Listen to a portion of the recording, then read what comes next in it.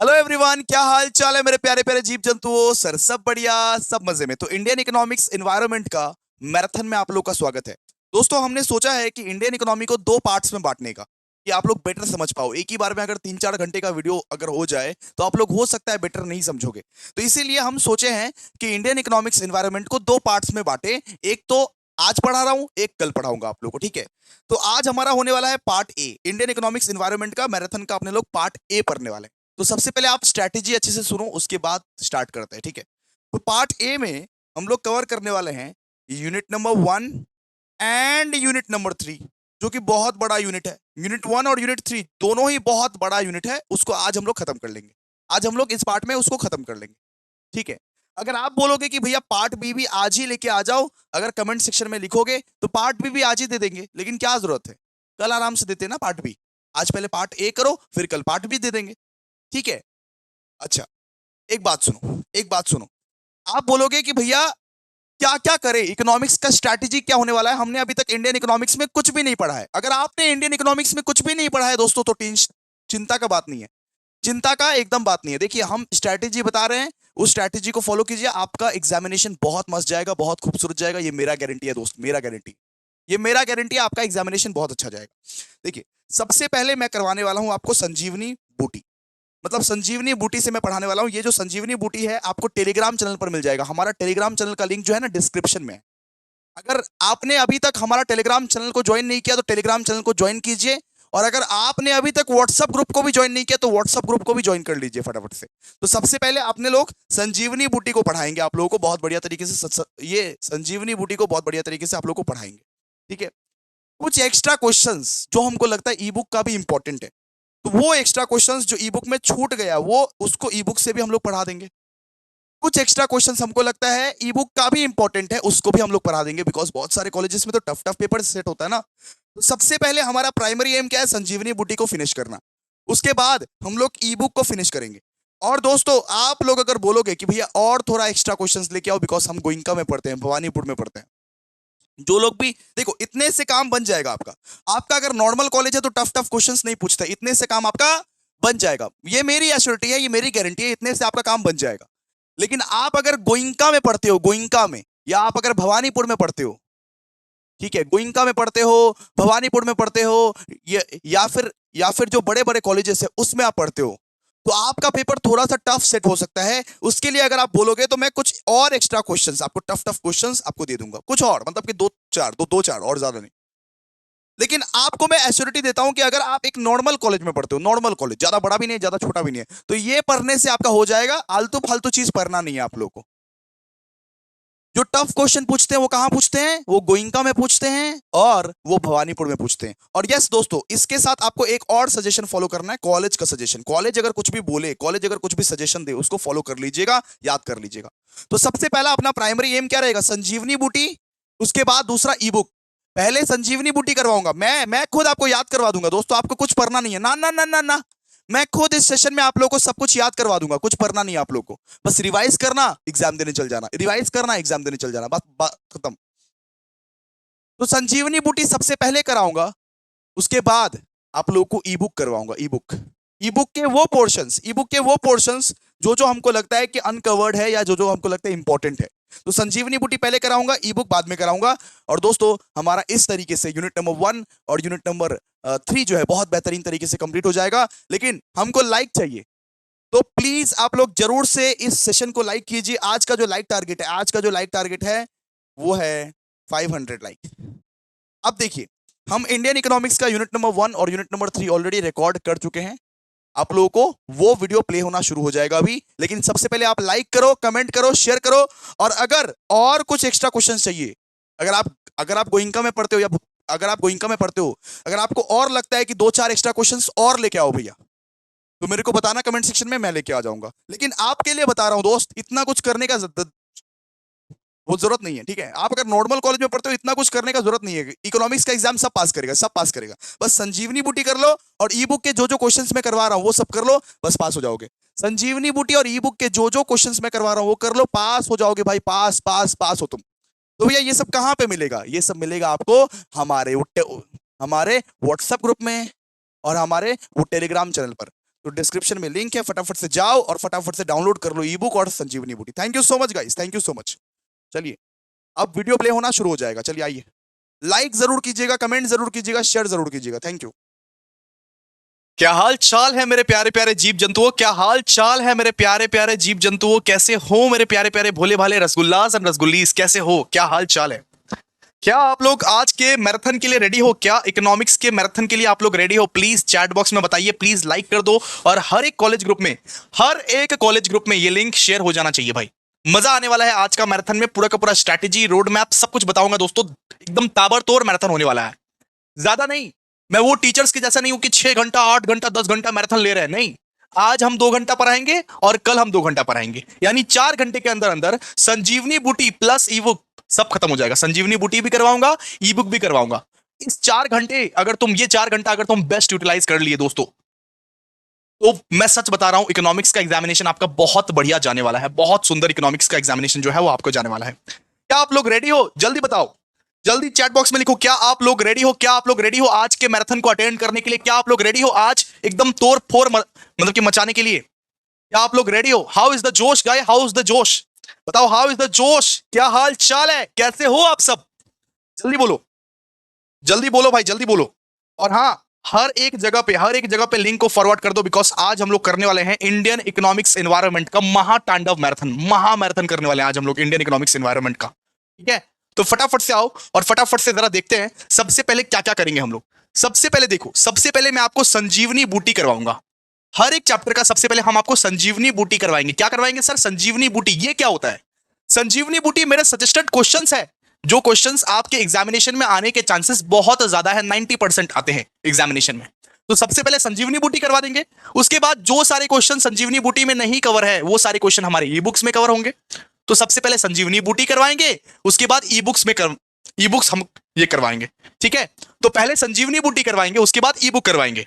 और दोस्तों आज कोई 2 चैप्टर ही करेंगे, इसलिए मैंने डिसाइड किया है कि आज हम लोग chapter number 1 and chapter number 3 करेंगे। जैसे कि आप लोगों को पता है कि इकोनॉमिक्स के सिलेबस में 4 चैप्टर है। इकोनॉमिक्स के सिलेबस में जैसे कि आप लोगों को पता है कि टोटल मिला के 4 चैप्टर है, तो आज हम लोग 2 ही चैप्टर करेंगे, चैप्टर नंबर 1 और चैप्टर नंबर 3। बाकी के चैप्टर कब करवाओगे? कल। कल होगा चैप्टर नंबर 2 और चैप्टर नंबर 4। ठीक है, तो क्या आप लोग रेडी हो? क्या आज का सेशन शुरू किया जाए? बताओ मेरे प्यारे प्यारे गुड्डा गुड़िया, बताओ बताओ बताओ बताओ रसगुल्ले, बता ना, बता। स्टार्ट करूं आज? आज स्टार्ट करूं? आज का सेशन स्टार्ट किया जाए, शुरू किया जाए भाई? जी बिल्कुल भैया, शुरू कर दीजिए। सबसे पहले हम लोग डिस्कस करेंगे इकोनॉमिक्स का चैप्टर नंबर 1। इसका नाम है दोस्तों इंडियन इकोनॉमिक एनवायरनमेंट। मैं आपका टाइम बिल्कुल भी वेस्ट नहीं करूंगा दोस्तों, 2 घंटे के अंदर अंदर 1 और 3 को समाप्त कर देंगे। ठीक है, तो 2 घंटे के अंदर अंदर सबसे पहले हम लोग इंडियन इकोनॉमिक एनवायरनमेंट से शुरुआत करेंगे दोस्तों। सबसे पहले 2 मार्क्स के क्वेश्चंस को पढ़ेंगे। 2 मार्क्स के क्वेश्चन को, जितने भी 2 मार्क्स के क्वेश्चंस है उसको हम लोग पढ़ना स्टार्ट करेंगे। तो सबसे पहला क्वेश्चन है आपके स्क्रीन पे, सबसे पहला क्वेश्चन आपके स्क्रीन पे, what is the difference between economic growth और इकोनॉमिक डेवलपमेंट? इकोनॉमिक ग्रोथ क्या होता है और इकोनॉमिक डेवलपमेंट क्या होता है? What is the difference between economic growth and economic development? तो आइए फटाफट से जरा देखिए इकोनॉमिक ग्रोथ का मतलब क्या है। इकोनॉमिक ग्रोथ का मतलब है कि आपके देश का प्रोडक्शन जो है वो 1 ईयर बढ़ गया।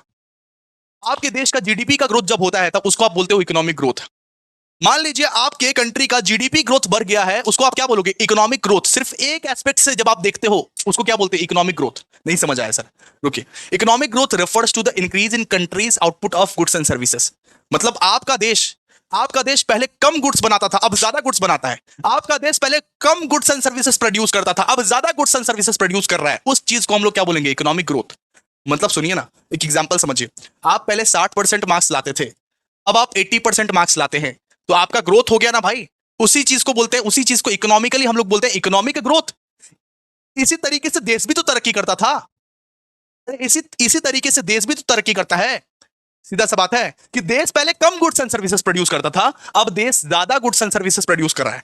अगर देश का गुड्स एंड सर्विसेज, देश का जब आउटपुट इंक्रीज हो जाता है उसको हम लोग क्या बोलते हैं? Economic growth. जब देश इकोनॉमिकली ग्रो करता है तो हम लोग क्या बोलते हैं? Economic growth. सिंपल सा बात है। मान लीजिए हमारा $1 ट्रिलियन इकोनॉमी था, लेकिन $1.2 ट्रिलियन हो गया। हमारा पहले $1 ट्रिलियन इकोनॉमी था, लेकिन अब $1.2 ट्रिलियन इकोनॉमी हो गया। इसका मतलब ग्रोथ हुआ है, इसका मतलब ग्रोथ हुआ है इकोनॉमी का। तो इसको हम लोग क्या बोलते हैं? इसको हम लोग बोलते हैं इकोनॉमिक ग्रोथ। इसको हम लोग क्या बोलते हैं? Economic growth. सिर्फ एक एस्पेक्ट से हम लोग यहाँ पे देखते हैं। Economic growth refers to the increase in country's output of goods and services measured through indicator like GDP. GDP का ग्रोथ हो रहा है अगर कंट्री में, अगर हमारे इंडिया में जीडीपी का ग्रोथ हो रहा है, इसका मतलब क्या भैया? इसका मतलब इकोनॉमी का ग्रोथ हो रहा है, सीधा सा बात है। जीडीपी का ग्रोथ हो रहा है, इसका मतलब हमारे कंट्री में क्या हो रहा है? हमारा कंट्री में इकोनॉमी का ग्रोथ हो रहा है, सीधा। It focuses only on quantitative increase in production. जैसे एग्जांपल के लिए बोला गया है, देखिए सबसे पहले पहले मान लीजिए हमारे कंट्री का इकोनॉमिक ग्रोथ पहले, हमारे कंट्री का जीडीपी पहले, हमारे कंट्री का जीडीपी पहले $1 ट्रिलियन था। अब 1 ट्रिलियन डॉलर्स हो गया है, तो इसको क्या बोलते हैं? इसको बोलते हैं इकोनॉमिक ग्रोथ। हमारे कंट्री का जीडीपी पहले $1 ट्रिलियन था, अब 1.2 ट्रिलियन डॉलर्स हो गया है, इसको क्या बोलते हैं? इसको बोलेंगे इकोनॉमिक ग्रोथ। ठीक है, समझ में आया? क्लियर है सबको? सबको क्लियर है? बताओ, सबको क्लियर है? प्लीज आप लोग चैट बॉक्स में लिखिए क्लियर, प्लीज लाइक कीजिए एक बार, लाइक जल्दी। अब बात करेंगे इकोनॉमिक डेवलपमेंट। इकोनॉमिक डेवलपमेंट क्या होता है भैया? क्या होता है डेवलपमेंट? डेवलपमेंट मतलब सिर्फ तुम्हारे मार्क्स ही नहीं, हर एक एक्टिविटीज में तुम अच्छे हो। मान लो तुम्हारे मैथ्स के मार्क्स तो इंप्रूव हो रहे हैं, इसको हम लोग क्या बोलेंगे? ग्रोथ। लेकिन तुम्हारे साइंस के, फिजिक्स के, केमिस्ट्री के, बायोलॉजी के मार्क्स इंप्रूव नहीं हो रहे हैं, मतलब कि डेवलपमेंट का मतलब क्या? तुम हर एक दिशा से, हर एक चीज से तुम डेवलप कर रहे हो, उसको बोलते हैं डेवलपमेंट। लेकिन ग्रोथ मतलब सिर्फ एक एस्पेक्ट में तुम ग्रो कर रहे हो, सिर्फ एक एस्पेक्ट में तुम ग्रो कर रहे हो। लेकिन डेवलपमेंट मतलब ओवरऑल हर एक चीज में तुम डेवलप कर रहे हो, हर एक चीज में। मतलब सुनो, ई है आपका डेवलपमेंट, ठीक है? अच्छा, ये डेवलपमेंट के अंदर आता है इकोनॉमिक ग्रोथ, डेवलपमेंट के अंदर आता है इकोनॉमिक ग्रोथ, ठीक है? नहीं, ये है डेवलपमेंट, उस डेवलपमेंट के अंदर आता है इकोनॉमिक ग्रोथ। और जब एक इकोनॉमिक होता है, वो डेवलपमेंट जब होता है, तब it includes not only economic growth. Economic development में इकोनॉमिक ग्रोथ ही सिर्फ इंक्लूड्स नहीं होता, but also qualitative improvements. Economic development में बेटर एजुकेशन भी देखते हैं, हेल्थ केयर भी देखते हैं, पॉवर्टी भी देखते हैं, इक्वलिटी भी देखते हैं। मतलब जब कंट्री के सारे एस्पेक्ट से डेवलपमेंट हो रहा है, उसको हम लोग बोलेंगे इकोनॉमिक डेवलपमेंट।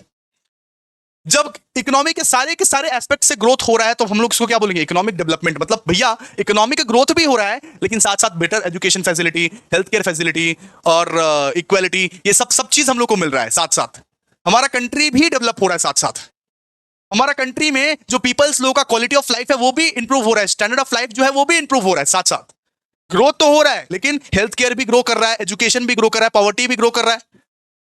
सॉरी, मतलब वो, और मतलब कि ये हो रहा है, मतलब ये कम हो रहा है पॉवर्टी, इक्वालिटी भी ग्रो कर रहा है। इसका हम लोग क्या बोलेंगे? इसका हम लोग बोलेंगे इकोनॉमिक डेवलपमेंट। तो ग्रोथ मतलब सिर्फ एक एस्पेक्ट से ग्रोथ हो रहा है, सिर्फ जीडीपी ग्रोथ किया तो इकोनॉमिक ग्रोथ। इकोनॉमिक डेवलपमेंट का मतलब भैया इकोनॉमिक ग्रोथ तो हो रहा है, लेकिन साथ साथ आपको एजुकेशन भी मिल रहा है, हेल्थ केयर भी मिल रहा है, अरे पॉवर्टी भी कम हो गया है, इक्वालिटी भी मिल रहा है अभी। तो उस चीज को हम लोग क्या बोलते हैं? Economic development. उस चीज को हम लोग क्या बोलते हैं? Economic development. बात समझ में आया आप लोगों को? प्लीज आप लोग एक्सप्लेन कीजिए, what do you mean by economic growth and economic development. Please आप लोग एक्सप्लेन कीजिए, what do you mean by economic growth and economic development. जल्दी आप लोग चैट बॉक्स में लिखिए। चैट बॉक्स में लिखते काहे नहीं हो तुम? पार्टिसिपेट करो। पार्टिसिपेट नहीं करोगे तो एग्जामिनेशन में क्या लिखोगे? Economic growth, economic development very very very very very important है आप सबके एग्जामिनेशन के लिए। प्लीज आप लोग पार्टिसिपेट करो, प्लीज लिखो।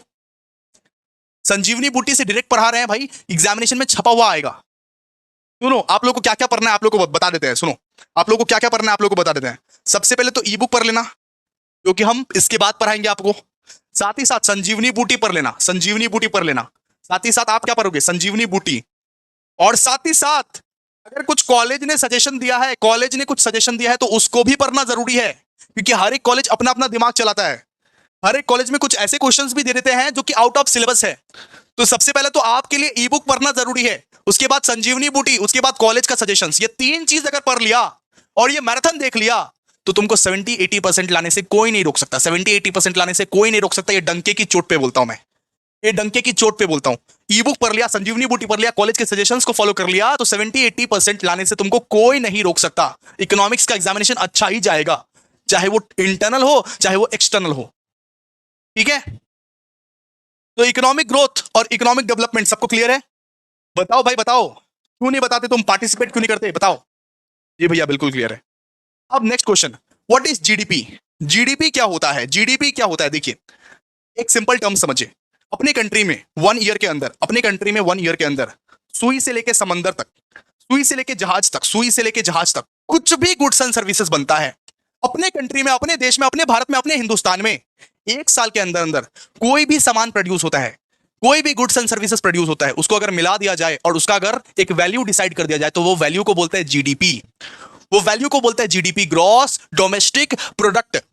अपने कंट्री में सुई से लेके जहाज तक 1 साल के अंदर तक कुछ भी बनता है, कुछ भी प्रोड्यूस होता है, उसका जो मॉनेटरी वैल्यू होता है ना दोस्तों, उसका जो मॉनेटरी वैल्यू होता है, उस मॉनेटरी वैल्यू को बोलते हैं हम लोग जीडीपी। क्लियर है? उस मॉनेटरी वैल्यू को हम लोग क्या बोलते हैं? जीडीपी। जैसे अगर हम 2023 का बात करें तो 2023 का जीडीपी कितना था सर? 3.7 trillion dollars. 2023 का इंडिया का जीडीपी कितना था? 3.7 ट्रिलियन डॉलर्स। समझे आप लोग? तो अगर सुई से लेके जहाज तक कुछ भी बन रहा है तुम्हारे देश में, कुछ भी बन रहा है, उसका जो मॉनेटरी वैल्यू है उसको क्या बोलते हैं? GDP. GDP is the total monetary value of all finished goods, not intermediate goods. Intermediate goods नहीं आएगा इसमें, सारे के सारे फिनिश्ड गुड्स, जैसे ये बुक, कॉपी, पेन, माइक, घड़ी, जितना भी चीज बना होगा 1 साल के अंदर अंदर अपने कंट्री में, जितना भी चीज बना होगा अपने देश में, जितना भी चीज बना होगा, सबको मिला के सबका जो मॉनेटरी वैल्यू, सबको मिला के, सबका मॉनेटरी वैल्यू को मिला के, ठीक है, 1 मिनट, सबका मॉनेटरी वैल्यू को अगर मिलाओगे तो उस मॉनेटरी वैल्यू को हम लोग बोलेंगे जीडीपी। उस मॉनेटरी वैल्यू को हम लोग क्या बोलेंगे? जीडीपी। ठीक है? तो GDP is the total monetary value of all finished goods and services produced with in the country border in a specific period, usually year. 1 साल के अंदर अंदर सुई से लेके जहाज तक कुछ भी बनाओगे, उसका पूरा का पूरा मॉनेटरी वैल्यू को क्या बोला जाएगा? जीडीपी। बोलो ना रे, बोलो ना, साफ सुन गया क्या? बोलो, चैट बॉक्स में बताओ जीडीपी किसको बोलते हैं, बताओ चैट बॉक्स में बताओ। GDP is the total monetary value of all finished goods and services which are produced within a country's border in a specific period। ठीक है? उसको हम लोग क्या बोलते हैं? जीडीपी। क्या बोलते हैं? GDP. Okay. What are underdeveloped economy? Underdeveloped economy किसको बोलते हैं? Underdeveloped economy मतलब भिखमंगा देश। Underdeveloped economy मतलब क्या? वापस बोलो। Underdeveloped economy मतलब सर भिखमंगा देश, भिखमंगा देश। जैसे भैया एग्जाम्पल है पाकिस्तान ना, दूसरा एग्जाम्पल है बांग्लादेश, बांग्लादेश। ठीक है? तो इन सब सारे कंट्रीज को, जो देश बहुत ज्यादा गरीबी रेखा के अंदर जीता है, जो देश के पास खाना नहीं है, कपड़ा नहीं है, जो देश के पास बेसिक हेल्थ फैसिलिटी नहीं है, उन देशों को हम लोग क्या बोलते हैं? Under developed economy. जो देश के पास खाना नहीं है, कपड़ा नहीं है, इनकम नहीं है, जो देश के पास बेसिक इंफ्रास्ट्रक्चर नहीं है, उन देशों को हम लोग क्या बोलते हैं? Under developed economy. क्या बोलते हैं? Under developed economy. क्या बोलते हैं? वापस बोलिए, अंडर डेवलप्ड इकोनॉमी। बोलो, अंडर डेवलप्ड इकोनॉमी। जो देश भिखमंगा है, जो देश भिखारी है, जो देश के पास न कपड़ा है, न लत्ता है, न खाना है, न पानी है, ठीक है, जिसके पास हेल्थ फैसिलिटी नहीं है, जिसके पास बेसिक इंफ्रास्ट्रक्चर नहीं है, उन देशों को क्या बोलते हैं? Under developed economy. आप लोग इंडिया नहीं है क्या? इंडिया नहीं है under developed, India developing economy है, डेवलपिंग। इंडिया क्या है? Developing economy. India under developed economy नहीं है, ये भ्रम मत पालो। इंडिया का जीडीपी जो है 1990 के बाद से ग्रो कर रहा है। वो बात अलग है कि स्लो ग्रो कर रहा है, लेकिन ग्रो तो कर रहा है ना। चलो इसके बाद, an under developed economy is one where the majority of the population lived in poverty with low income levels, poor health and lack of basic infrastructure। यानी एक अंडर डेवलप्ड इकोनॉमी वो इकोनॉमी है जहां पे मेजोरिटी ऑफ द पॉपुलेशन एक poverty line में जीता है, जहां पे basic facility, food, clothing, shelter आपके पास अवेलेबल नहीं रहेंगे, पुअर हेल्थ फैसिलिटी रहेगा, आपके पास बेसिक इंफ्रास्ट्रक्चर भी नहीं रहेगा, और मैक्सिमम से मैक्सिमम लोग डिपेंडेंट रहते हैं एग्रीकल्चर पे, डिपेंडेंट रहते हैं एग्रीकल्चर पे। अंडर डेवलप्ड मतलब, अंडर डेवलप्ड इकोनॉमी मतलब अरे भिखमंगा देश, सीधा सा बात है। ठीक है? डिपेंडेंस ऑन एग्रीकल्चर, एग्रीकल्चर पे डिपेंडेंट रहते हैं। ठीक है? जिस देश में ज्यादा बेरोजगारी होती है, उन सारे देश में जाके देखो कितनी बेरोजगारी है, अनएम्प्लॉयमेंट, हाई अनएम्प्लॉयमेंट है। ठीक है? और लो प्रोडक्टिविटी है वहां पे। ठीक है? लो प्रोडक्टिविटी है वहां पे। ठीक है? तो अंडर डेवलप्ड इकोनॉमी का मतलब आप लोग समझ गए। अंडर डेवलप्ड इकोनॉमी मतलब एक ऐसा देश जिसके पास बेसिक फैसिलिटी भी नहीं है, हेल्थ फैसिलिटी नहीं है, एजुकेशन फैसिलिटी नहीं है, बेसिक इंफ्रास्ट्रक्चर नहीं है, फूड, क्लोथिंग, शेल्टर का अभाव है। ठीक है? हाई अनएम्प्लॉयमेंट है, जो लोग डिपेंडेंट है ज्यादा एग्रीकल्चर पे। ठीक है? उन सारे इकोनॉमी को हम लोग क्या बोलते हैं? Under developed economy. क्या आप लोग समझ पा रहे हो? प्लीज चैट बॉक्स में लिखो, क्या आप लोग समझ पा रहे हो? ऑल क्लियर और नॉट? प्लीज प्लीज प्लीज बताओ, ऑल क्लियर और नॉट? ऑल क्लियर स्टूडेंट्स बताओ, ऑल क्लियर और नॉट? ऑल क्लियर और नॉट? ऑल क्लियर या ऑल क्लियर? ऐसा तो नहीं है भाई, ऑल क्लियर एक होता है, ऑल क्लियर एक होता है सर, ऑल क्लियर। ठीक है? चलो आ जाओ, अब हम लोग पढ़ने वाले हैं लाइफ एक्सपेक्टेंसी रेट। अब हम लोग क्या पढ़ने वाले हैं? Life expectancy rate. Life expectancy rate मतलब भैया तुम कितना साल जिएगा, तुम कितना साल जिएगा, सीधा सा बात है, तुम कितना साल जिएगा, इसको हम लोग क्या बोलते हैं? Life expectancy rate. हर एक कंट्री में क्या होता है? एक एवरेज एवरेज रेट निकाला जाता है, एक एवरेज रेट निकाला जाता है कि वहां का हेल्थ फैसिलिटीज के हिसाब से, वहां का मेडिकल एडवांसमेंट के हिसाब से, कि इन कंट्रीज में जितना हेल्थ फैसिलिटीज अवेलेबल करा है, जितना मेडिकल एडवांसमेंट अवेलेबल करा है, उस हिसाब से इस कंट्री का इंसान कितना साल जिएगा, एवरेज निकाला जाता है। हर एक कंट्री में हेल्थ फैसिलिटी के हिसाब से, हेल्थ स्टैंडर्ड के हिसाब से, मेडिकल एडवांसमेंट के हिसाब से ना एक एवरेज निकाला जाता है, average number of years a person in a country is expected to live. उसको हम लोग बोलते हैं लाइफ एक्सपेक्टेंसी रेट। उसको हम लोग क्या बोलते हैं? Life expectancy rate. मतलब हमारे कंट्री का लाइफ एक्सपेक्टेंसी रेट कितना है पता है? 70 साल। यहां पे लोग मानते हैं कि एटलीस्ट इस हेल्थ फैसिलिटी में, जो हेल्थ फैसिलिटी आपको प्रोवाइड किया गया है, एटलीस्ट हर एक इंसान 70 साल तक तो जी ही सकता है एवरेजली। अब ये नहीं कि जिएगा ही जिएगा, लेकिन एवरेजली, एवरेज बेसिस पर, ऑन एवरेज बेसिस हर एक इंसान कम से कम 70 साल तक तो जी ही सकता है। हमारे जो कंट्री का जो लाइफ एक्सपेक्टेंसी रेट है वो कितना है? 70 ईयर्स। तो लाइफ एक्सपेक्टेंसी रेट हर एक कंट्री का निकाला जाता है कि इस कंट्री के हेल्थ कंडीशंस को देख के, मेडिकल एडवांसमेंट को देख के, लिविंग कंडीशंस को देख के एक एवरेज बनाया जाता है कि इस कंट्री का लाइफ एक्सपेक्टेंसी रेट कितना रहेगा, इस कंट्री के ज्यादातर इंसान कितना उम्र तक जिएंगे। ऑन एवरेज बेसिस निकाला जाता है, ऑन एवरेज बेसिस निकाला जाता है। ठीक है, समझ में आ गया आप लोगों को? ठीक है, तो life expectancy rate measures the average number of years a person in a country is expected to live. मतलब कितना साल एक पर्सन एक कंट्री में जिएगा, इसको हम लोग क्या बोले हैं? Life expectancy rate. ठीक है, based on the current health standard, जो करंट फैसिलिटीज अवेलेबल करवाया गया है उस स्टैंडर्ड को देखते हुए, मेडिकल एडवांसमेंट को देखते हुए, लिविंग कंडीशंस को देखते हुए, एक इंसान एक कंट्री में कितना साल तक जी सकता है मैक्सिमम टू मैक्सिमम, उसको हम लोग क्या बोलेंगे? उसको हम लोग बोलेंगे लाइफ एक्सपेक्टेंसी रेट। क्या बोलेंगे? बोलो ना, लाइफ एक्सपेक्टेंसी रेट। ठीक है, लाइफ एक्सपेक्टेंसी रेट मतलब तुम कितना साल जिएगा, सीधा सा बात, तुम कितना साल जिएगा। ठीक है, आज खत्म। दूसरा, फिफ्थ अब पढ़ेंगे भैया इन्फ्लेशन क्या होता है। इन्फ्लेशन क्या होता है भैया? दाम बढ़ गया, दाम बढ़ गया, सामान का दाम बढ़ गया, सामान का दाम बढ़ गया। ठीक है, इन्फ्लेशन मतलब ये माइक हमको 1500 में पड़ा था, अब इसका दाम हो गया है 2000, इसका मतलब इन्फ्लेशन आ गया। गुड्स एंड सर्विसेज का जब दाम बढ़ जाता है तब उसको हम लोग क्या बोलेंगे? इन्फ्लेशन। गुड्स एंड सर्विसेज का दाम जब बढ़ जाता है, जब आपका परचेसिंग पावर कम जाता है, जब आप पहले अफोर्ड कर पाते थे, हम पहले खरीद पाते थे लेकिन अब औकात नहीं है, अब नहीं खरीद पा रहे हैं उस पैसे में, हम पहले उसी पैसे में खरीद पाते थे लेकिन अब नहीं खरीद पाते हैं, उसको हम लोग क्या बोलेंगे? इन्फ्लेशन। इन्फ्लेशन का मतलब क्या होता है? Inflation refers to sustained rise in the general level of prices of goods and services in an economy over time. जब गुड्स एंड सर्विसेज का प्राइस, दाम जब बढ़ जाता है, उसको हम लोग, उस सिचुएशन को हम लोग क्या बोलते हैं? इन्फ्लेशन। उस सिचुएशन को हम लोग क्या बोलते हैं? मतलब इन्फ्लेशन।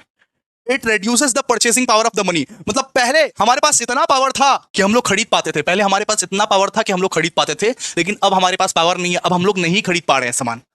तो वैसा एक सिचुएशन को हम लोग क्या बोलते हैं? इन्फ्लेशन। जब गुड्स एंड सर्विसेज का प्राइस बढ़ जाता है उसको हम लोग क्या बोलते हैं? इन्फ्लेशन। जब गुड्स एंड सर्विसेज का प्राइस कम जाता है उसको हम लोग क्या बोलते हैं? डिफ्लेशन। सीधा सा बात है, deflation is the opposite of inflation, it is a decrease in the general level price of the goods and services.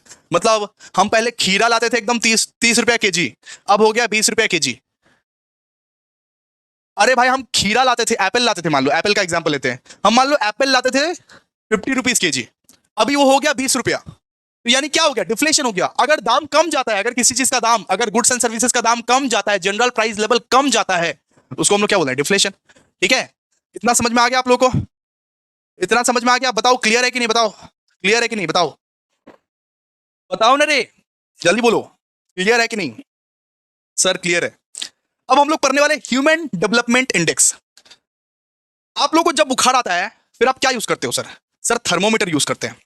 So human development index एक मेजरिंग रॉड है, मेजरिंग रॉड। जैसे कि आप लोगों को बुखार जब आता था तब आप लोग थर्मोमीटर यूज करते थे ना, बुखार को मापने के लिए। तो ह्यूमन डेवलप्ड इंडेक्स के हेल्प से, ह्यूमन डेवलपमेंट इंडेक्स के हेल्प से आप कंट्री का डेवलपमेंट को मेजर कर सकते हो। ह्यूमन डेवलपमेंट इंडेक्स के हेल्प से आप कंट्री का डेवलपमेंट को मेजर कर सकते हो। Human developed index is a composite index used to measure the development of the country. Human development index की मदद से आप कंट्री का डेवलपमेंट को मेजर कर सकते हो। जैसे कि थर्मोमीटर के हेल्प से आप अपने बुखार को मेजर कर पाते थे, वैसे ही ह्यूमन डेवलपमेंट इंडेक्स के हेल्प से आप आपके कंट्री का डेवलपमेंट को मेजर कर सकते हो। क्या आपका कंट्री डेवलप्ड है या नहीं है, ये ह्यूमन डेवलप्ड इंडेक्स आपको मेजर करके बता देगा। इसके लिए वो 3 पैरामीटर्स का यूज करता है, उसके लिए वो 3 पैरामीटर्स का यूज करता है, 3 पैरामीटर्स का वो यूज करता है, 3 पैरामीटर्स का यूज करता है। सबसे पहले तो आपका कंट्री का वो देखेगा लाइफ एक्सपेक्टेंसी कितना है। लाइफ एक्सपेक्टेंसी अगर ज्यादा रहेगा यानी आपका कंट्री डेवलप्ड है, सीधा सा बात है। आपका कंट्री का देखेगा एजुकेशन कैसा है। एजुकेशन अगर ज्यादा है तो आपका कंट्री डेवलप्ड माना जाएगा। आपका कंट्री का दिखेगा पर कैपिटा इनकम कैसा है, यानी हर एक इंसान एवरेजली कितना कमाता है, तो पर कैपिटा इनकम यानी स्टैंडर्ड ऑफ लिविंग दिखेगा आपका। ये 3 चीज देख के डिसाइड कर लेगा एचडीआई क्या आपका कंट्री डेवलप्ड है, डेवलपिंग है या अंडर डेवलप्ड है, डेवलप्ड है, डेवलपिंग है या अंडर डेवलप्ड है, ठीक है। तो एचडीआई क्या है, एचडीआई एक मेजरिंग रॉड है, मेजरिंग रॉड, जैसे कि अरे वो थर्मोमीटर से तुम मेजर करते थे ना अपना बुखार, बिल्कुल उसी तरीके से एचडीआई मेजर करता है डेवलपमेंट ऑफ द कंट्री। और तीन फैक्टर्स में वो ये करता है, डिसाइड करता है, ठीक है, डिसाइड करता है। सबसे पहले तो वो दिखेगा लाइफ एक्सपेक्टेंसी रेट कितना है, हेल्थ कैसा है कंट्री का, उसके बाद दिखेगा एजुकेशन कैसा है, उसके बाद दिखेगा पर कैपिटा इनकम कैसा है, यानी स्टैंडर्ड ऑफ लिविंग कैसा है, स्टैंडर्ड ऑफ लिविंग कैसा है, ठीक है। उसके हिसाब से ह्यूमन डेवलपमेंट इंडेक्स काम करता है। ये दो मार्क्स के questions very very very very very important है आप सबके लिए, ठीक है। समझ में आ गया आप लोगों को, समझ में आ गया। एक बार दो बार पढ़ोगे खुद ही याद हो जाएगा। बहुत इजी लैंग्वेज में, इजीएस्ट लैंग्वेज में हम लोग ने संजीवनी बूटी बनाया। देखो एकदम इजीएस्ट लैंग्वेज में, एकदम टफ नहीं है, कुछ भी टफ नहीं है, एकदम इजीएस्ट लैंग्वेज में हम लोग ने ये संजीवनी बूटी आपके लिए ड्राफ्ट किया दोस्तों। बहुत मेहनत लगी है, बहुत मेहनत, दिन रात सुबह शाम मेहनत लगी है तब जाके हो पाया। इसीलिए लाइक कर दो एक बार यार, मजा आ रहा है तो लाइक कर दो, मजा आ रहा है तो लाइक कर दो। अब हम लोग ये पढ़ेंगे विशियस सर्कल यानी चक्रव्यूह। Discuss the vicious circle of poverty. यहां पे बोला है कि पॉवर्टी का चक्रव्यूह को समझाओ, चक्रव्यूह को समझाओ। Discuss the vicious circle of, मतलब कि यहां पे हम लोग को बोला है विशियस सर्कल ऑफ पॉवर्टी को समझाओ, ठीक है। सबसे पहले सुनिए जरा जरा ध्यान से सुनिएगा। सबसे पहले दिया हुआ है low income leads to low saving. आपका इनकम मान लीजिए अगर लो रहेगा तो सेविंग्स भी लो होगा, है ना जी। आपका इनकम लो रहेगा, आप मान लीजिए कम कमाते हो तो सेव भी कम कर पाओगे, है ना। इसके बाद low saving leads to low investment in education, health, infrastructure. आपका अगर सेविंग कम रहेगा तो आप इन्वेस्टमेंट भी कम कर पाओगे इन एजुकेशन, हेल्थ एंड इंफ्रास्ट्रक्चर। आपका अगर सेविंग कम रहेगा, अगर मान लीजिए इस देश का गवर्नमेंट का सेविंग कम रहेगा, सेव नहीं कर पाते गवर्नमेंट, तो ये बताइए एजुकेशन पर इन्वेस्टमेंट कैसे करेंगे गवर्नमेंट, हेल्थ पर इन्वेस्टमेंट कैसे करेंगे, इंफ्रास्ट्रक्चर पर इन्वेस्टमेंट कैसे करेंगे, बताइए ना। और अगर इन्वेस्टमेंट लो रहेगा तो आपका जो प्रोडक्टिविटी और इनकम लेवल है वो भी लो रहेगा, वो भी रिड्यूस हो जाएगा। Low investment reduces productivity and income levels, और ये साइकिल रिपीट होता रहता है, रिपीट होता रहता है, रिपीट होता रहता है, और लोग और भी गरीबी के दलदल में जाते रहते हैं, जाते रहते हैं, जाते रहते हैं। इससे हमारा देश क्या बन जाता है, गरीब बन जाता है। इससे हमारा देश गरीब बन जाता है, इससे देश गरीब बनता है। सबसे पहला स्टेज जब आपका लो इनकम रहेगा तो लो सेविंग रहेगा। इसके बाद लो सेविंग रहेगा तो लो इन्वेस्टमेंट होगा इन एजुकेशन, हेल्थ, इंफ्रास्ट्रक्चर। इसके बाद लो इन्वेस्टमेंट रहेगा तो भैया प्रोडक्टिविटी और इनकम लेवल्स भी तो कम जाएगा ना। और ये साइकिल रिपीट होता रहता है, रिपीट होता रहता है, रिपीट होता रहता है। इसी को हम लोग क्या बोलते हैं, विशियस सर्कल ऑफ पॉवर्टी। इसको हम लोग क्या बोलते हैं, विशियस सर्कल ऑफ पॉवर्टी। समझ में आया आप लोग को? ओके, नेक्स्ट दिया हुआ है कि भैया एचडीआई का 3 पैरामीटर्स बताओ। अभी तो बताएं आप लोगों को। सबसे पहला है लाइफ एक्सपेक्टेंसी, दूसरा है एजुकेशन, और तीसरा है पर कैपिटा इनकम। बात खत्म। सबसे पहला है, अरे चैट बॉक्स में बताओ, चैट बॉक्स में याद करो, एचडीआई का 3 पैरामीटर्स बताओ। एचडीआई का ह्यूमन डेवलपमेंट इंडेक्स का 3 पैरामीटर बताएंगे आप लोग, बताइए प्लीज। सबसे पहला है लाइफ एक्सपेक्टेंसी, दूसरा है एजुकेशन, और तीसरा है सर पर कैपिटा इनकम। बात खत्म, है ना। Next question. अब देखो फटाफट क्वेश्चन हम लोग करते जा रहे हैं, फालतू का टाइम हम लोग वेस्ट नहीं करेंगे।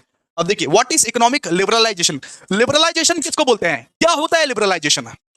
लिबरलाइजेशन मतलब जब गवर्नमेंट अपना रेस्ट्रिक्शंस को रिमूव कर ले, जब गवर्नमेंट अपना रेस्ट्रिक्शंस को रिमूव कर ले और खुला सांड की तरह तुमको छोड़ दे, खुला सांड की तरह कि जो बिजनेस करना है करो, हम तुमको रेस्ट्रिक्शंस में नहीं डालेंगे, जो करना है करो, जो करना है करो, हम ज्यादा रेस्ट्रिक्शंस नहीं लगाएंगे। उसको क्या बोलते हैं, लिबरलाइजेशन। उसको क्या बोलते हैं, लिबरलाइजेशन।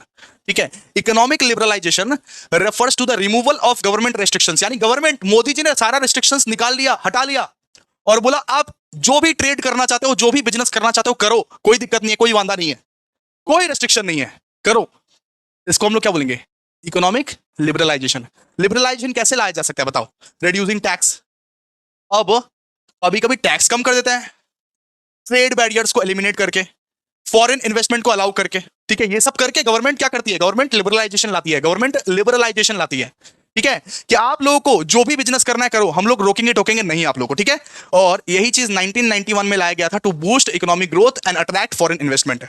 जब हमारा इकोनॉमिक क्लोज्ड इकोनॉमी था, तब 1991 में हमारे जो मनमोहन सिंह थे वो लिबरलाइजेशन लाए थे, जिससे इकोनॉमिक ग्रोथ आए और जिससे फॉरेन इन्वेस्टमेंट हमारे कंट्री में आए। सिंपल सी बात है, लिबरलाइजेशन की वजह से ही हम लोग जिंदा है, वरना ये लोग अपना कानून चलाता तो हमारा देश कब का डूब गया होता। ठीक है, तो ये सब आया, इस वजह से ही हम लोग जिंदा है।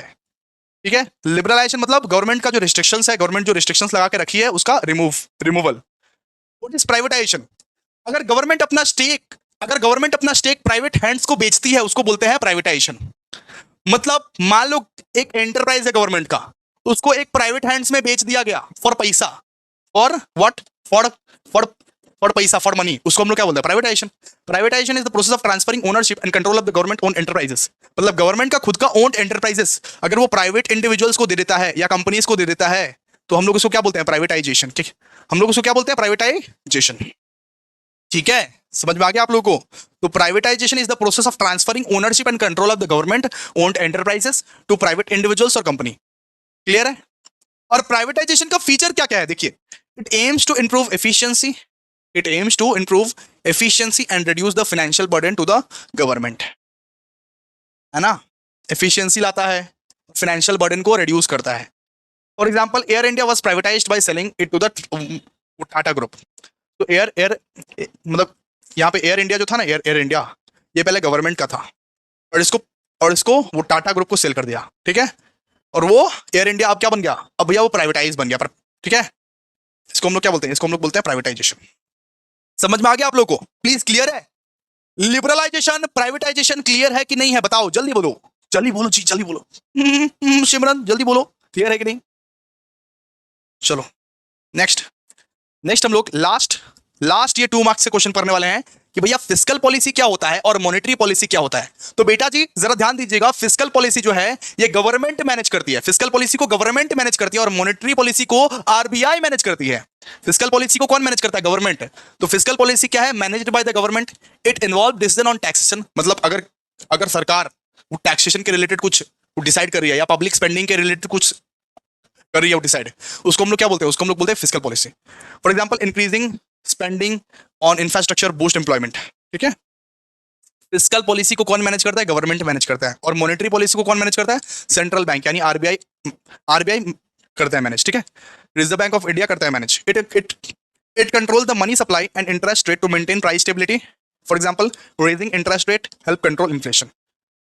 ठीक है, क्लियर है? इतना आप लोगों को क्लियर है? चलिए, तो मॉनेटरी पॉलिसी को कौन मैनेज करता है? आरबीआई मैनेज करता है। ठीक है, प्राइस स्टेबिलिटी लाता है, इन्फ्लेशन को कंट्रोल करता है आरबीआई। कितना बार तो पढ़ा चुके हैं ये सब चीज। ठीक है, इजी तो है। आ जाओ, अब 5 मार्क्स के क्वेश्चन पे आओ आप लोग। 5 मार्क्स के क्वेश्चन पे कितना पॉइंट्स लिखना है? सर 5 पॉइंट लिखना है, सिंपल सा बात है। अगर क्वेश्चन 5 मार्क्स का है तो 5 पॉइंट लिखना है, बात खत्म। 5 पॉइंट लिखना है, लेकिन थोड़ा सा बड़ा बड़ा करके लिखना। हम लोग यहाँ पे इजी लैंग्वेज में लिखे हैं, लेकिन थोड़ा सा और ऐड ऑन कर देना। आप लोग से रिक्वेस्ट है कि थोड़ा सा और ऐड ऑन कर देना, इन सारे पॉइंट्स में और ऐड ऑन कर देना आप लोग। ठीक है, हम लोग इजी लैंग्वेज में इसीलिए बनाए हैं ताकि आप लोग पढ़ पाओ, समझ पाओ, याद कर पाओ। और बाकी रट्टा नहीं मारना है, अपने तरफ से और ऐड ऑन कर देना। ठीक है, और ऐड ऑन कर देना। ठीक है, मतलब ये ऐड ऑन कर देना पॉइंट्स को। ठीक है, सबसे पहले क्या दिया? What are the basic characteristics of the less developed economy. Less developed economy मतलब अंडर डेवलप्ड इकोनॉमी का बेसिक फीचर क्या होता है? बेसिक कैरेक्टरिस्टिक्स क्या होता है? यहां पे ये बोला गया है अंडर डेवलप्ड इकोनॉमी का बेसिक फीचर, बेसिक कैरेक्टरिस्टिक्स क्या होता है? तो दोस्तों, अंडर डेवलप्ड इकोनॉमी सबसे पहले तो किसको बोलते हैं? भैया हम लोग बोलते हैं पाकिस्तान को या बांग्लादेश को, हम लोग अंडर डेवलप्ड इकोनॉमी बोलते हैं। और बहुत सारे देश हैं ऐसे, लेकिन हम लोग को पसंद है पाकिस्तान और बांग्लादेश का नाम लेना। तो अंडर डेवलप्ड इकोनॉमी का मतलब क्या हुआ? अंडर डेवलप्ड इकोनॉमी का मतलब है भिखमंगा देश। किसको? भिखमंगा देश। ठीक है, सबसे पहले मतलब कि लो इनकम रहता है वहां पे, लो इनकम। वहां के लोगों का बहुत कम इनकम रहता है, वहां के लोगों का बहुत कम इनकम रहता है, वहां के लोग बहुत कम कमाते हैं, वहां के लोग बहुत कम कमाते हैं। ठीक है, लो पर कैपिटा इनकम रहता है वहां पे, और पुअर लिविंग स्टैंडर्ड्स रहते हैं वहां पे। ठीक है, लो इनकम रहता है वहां पे। ठीक है, इसके बाद high population growth, rapid population growth creates pressure on resources like food, water and jobs. वहां पे जो पॉपुलेशन रहता है ना, पॉपुलेशन बहुत तेजी से बढ़ता है वहां पे। इस वजह से खाने का अभाव, वाटर का अभाव, जॉब्स का अभाव होता है। ठीक है, वहां के लोग एग्रीकल्चर पे ज्यादा डिपेंडेंट रहते हैं, बिकॉज और कोई काम रहता ही नहीं है करने को, इंडस्ट्रियल वाला काम है ही नहीं ना। वहां के लोग एग्रीकल्चर पे ज्यादा डिपेंडेंट रहते हैं, वहां के 80 to 90% लोग एग्रीकल्चर पे ही डिपेंडेंट रहते हैं। इसके बाद पुअर इंफ्रास्ट्रक्चर, वहां का जो इंफ्रास्ट्रक्चर है बहुत पुअर है। रोड नहीं है, इलेक्ट्रिसिटी नहीं है, हेल्थ केयर नहीं है, कुछ भी नहीं है वहां पे। रोड्स नहीं है, इलेक्ट्रिसिटी नहीं है, डैम्स नहीं है, ब्रिजेस नहीं है, कुछ भी नहीं है यहाँ पे। इंफ्रास्ट्रक्चर बहुत खराब है वहां पे। ठीक है, और वहां पे लो सेविंग्स और इन्वेस्टमेंट भी होता है। सेविंग्स भी कम होता है इंसान का, इन्वेस्टमेंट भी कम होता है वहां पे। ठीक है, समझ में आ गया आप लोगों को? 5 मार्क्स से क्वेश्चन। सबसे पहला वाला, what are the basic characteristics of a less developed economy. इसमें ना नमक मिर्ची ऐड करके लिख देना, थोड़ा सा बड़ा बनाना। ठीक है, इजी के लिए तुमको बनाया हूं। कितना इजी नोट्स है, देखो कितना इजी नोट्स है। इसको अगर पढ़ोगे ना भाई, जन्नत, आराम से जन्नत की सैर करोगे आप लोग। ठीक है, आओ अब हम लोग पढ़ने वाले difference between less developed economy and well developed economy. मतलब भैया एक तरफ हम लोग यूएस के साथ पाकिस्तान को हम लोग अरे कंपेयर करेंगे। यूएस मतलब कौन भैया, डेवलप्ड इकोनॉमी, और ये पाकिस्तान मतलब कौन भैया, लेस डेवलप्ड इकोनॉमी। यूएस मतलब कौन, डेवलप्ड इकोनॉमी, और पाकिस्तान मतलब कौन, under developed economy, under developed या लेस डेवलप्ड इकोनॉमी। ठीक है, अब देखो सबसे पहले इनकम लेवल का बात करते हैं। ये बताओ कि अंडर डेवलप्ड इकोनॉमी में इनकम लेवल कैसा रहता है सर, लो, और ये बताओ डेवलप्ड इकोनॉमी में इनकम लेवल कैसा रहता है सर, हाई। सीधा सा बात है।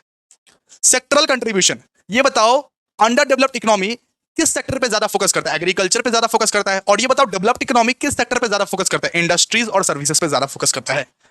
ठीक है, इंफ्रास्ट्रक्चर का बात करेंगे, इंफ्रास्ट्रक्चर का बात करेंगे तो पुअर इंफ्रास्ट्रक्चर कहां पे रहता है, अंडर डेवलप्ड इकोनॉमी में।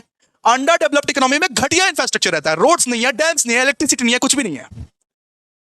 और ये डेवलप्ड इकोनॉमी में एडवांस सिस्टम रहता है, बहुत सारा का सारा चीज अवेलेबल रहता है, सोशल इंडिकेटर्स। अच्छा, अंडर डेवलप्ड इकोनॉमी में एजुकेशन हेल्थ केयर अवेलेबल नहीं है, अवेलेबल नहीं है।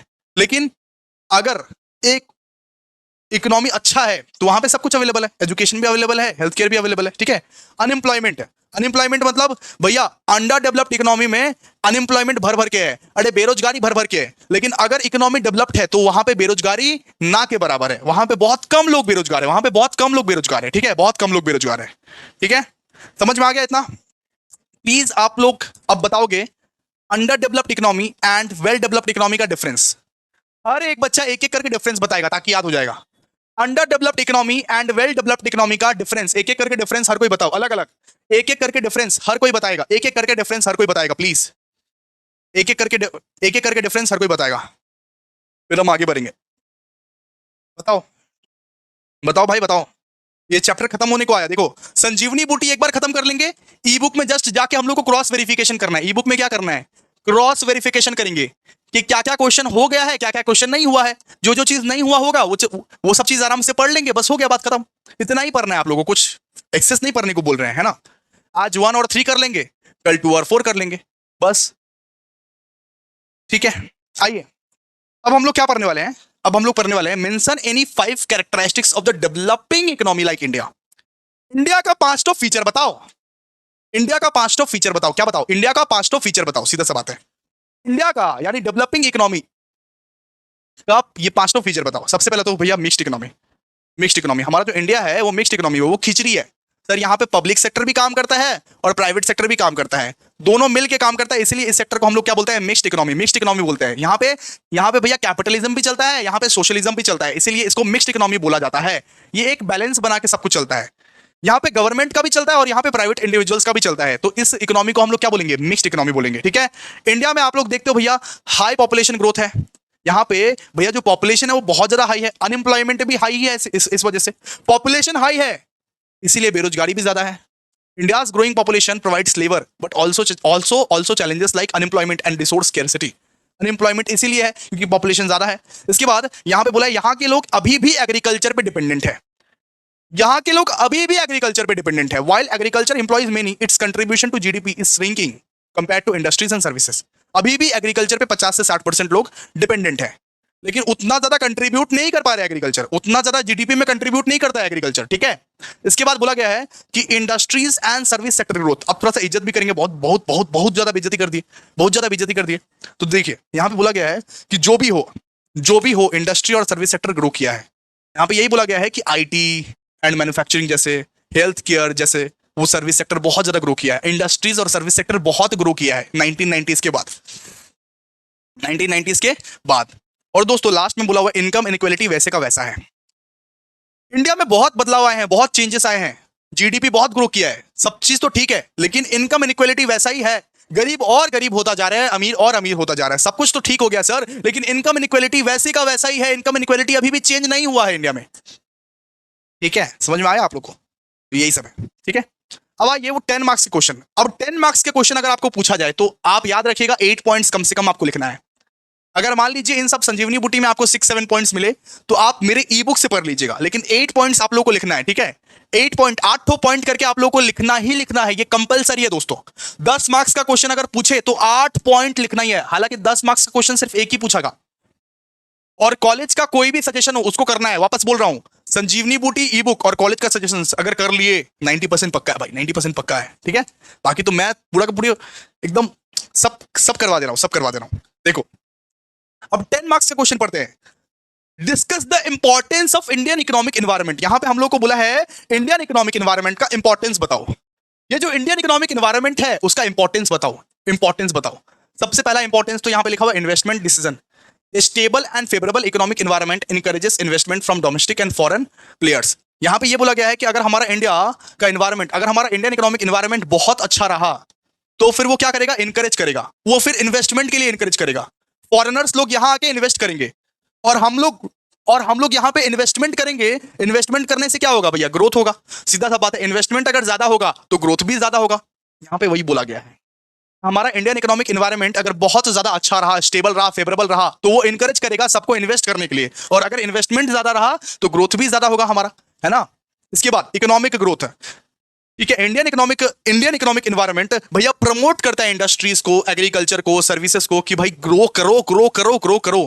इंडियन इकोनॉमिक एनवायरनमेंट की यही कोशिश है कि जीडीपी ग्रोथ हो, जीडीपी का ग्रोथ हो और किसी भी तरीके से बेरोजगारी हटे, जॉब क्रिएशन आए, किसी भी तरीके से बेरोजगारी हटे, ठीक है।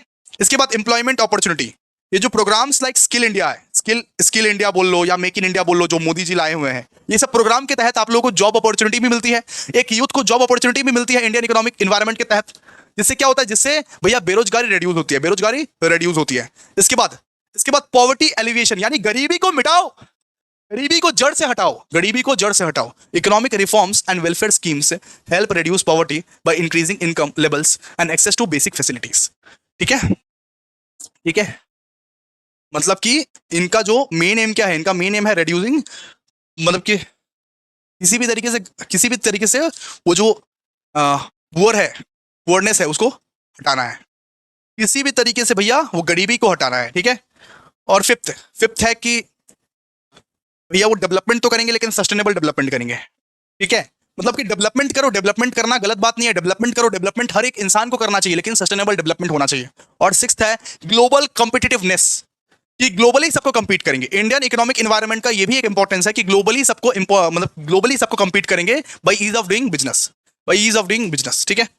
ये सब पढ़ लीजिएगा, 7-8 पॉइंट पढ़ लीजिएगा, आपका काम बन जाएगा। 8 पॉइंट पढ़िएगा, 10 मार्क्स का क्वेश्चन पूछा जाए तो 8 पॉइंट पढ़ना बहुत ज्यादा जरूरी है। अब क्या करने वाले हैं सर, अब ये बता दो।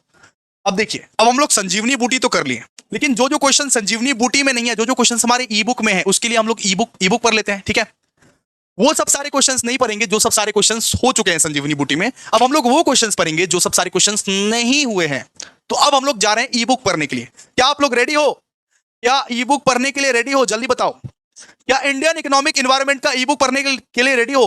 चैप्टर नंबर 1 का ई बुक पढ़ने जा रहे हैं दोस्तों। हम लोग संजीवनी बूटी तो बहुत बढ़िया तरीके से, बहुत अच्छे तरीके से कंप्लीट कर ही दिए दोस्तों। अब हम लोग क्या कर रहे हैं, अब हम लोग ई बुक पढ़ने के लिए जा रहे हैं। आइए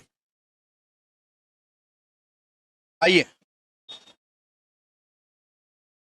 चलिए देखिए, ई बुक हम अब पढ़ेंगे। संजीवनी बूटी तो भैया कंप्लीटेड है। अब हम लोग क्या पढ़ेंगे, ई बुक। तो जो जो आपको पढ़ा रहे हैं वही सब सारा चीज पढ़ना है। देखिए, सबसे पहला हम लोग का टॉपिक है यहाँ पे कंसेप्ट्स। अब कंसेप्ट सिर्फ सेल्फ रीडिंग पर्पस के लिए हम लोग ने यहाँ पे लाया था, तो प्लीज इसको सेल्फ रीड कर लीजिएगा प्लीज। ये सेल्फ रीडिंग पर्पस के लिए, ये एग्जाम पॉइंट ऑफ व्यू से नहीं है।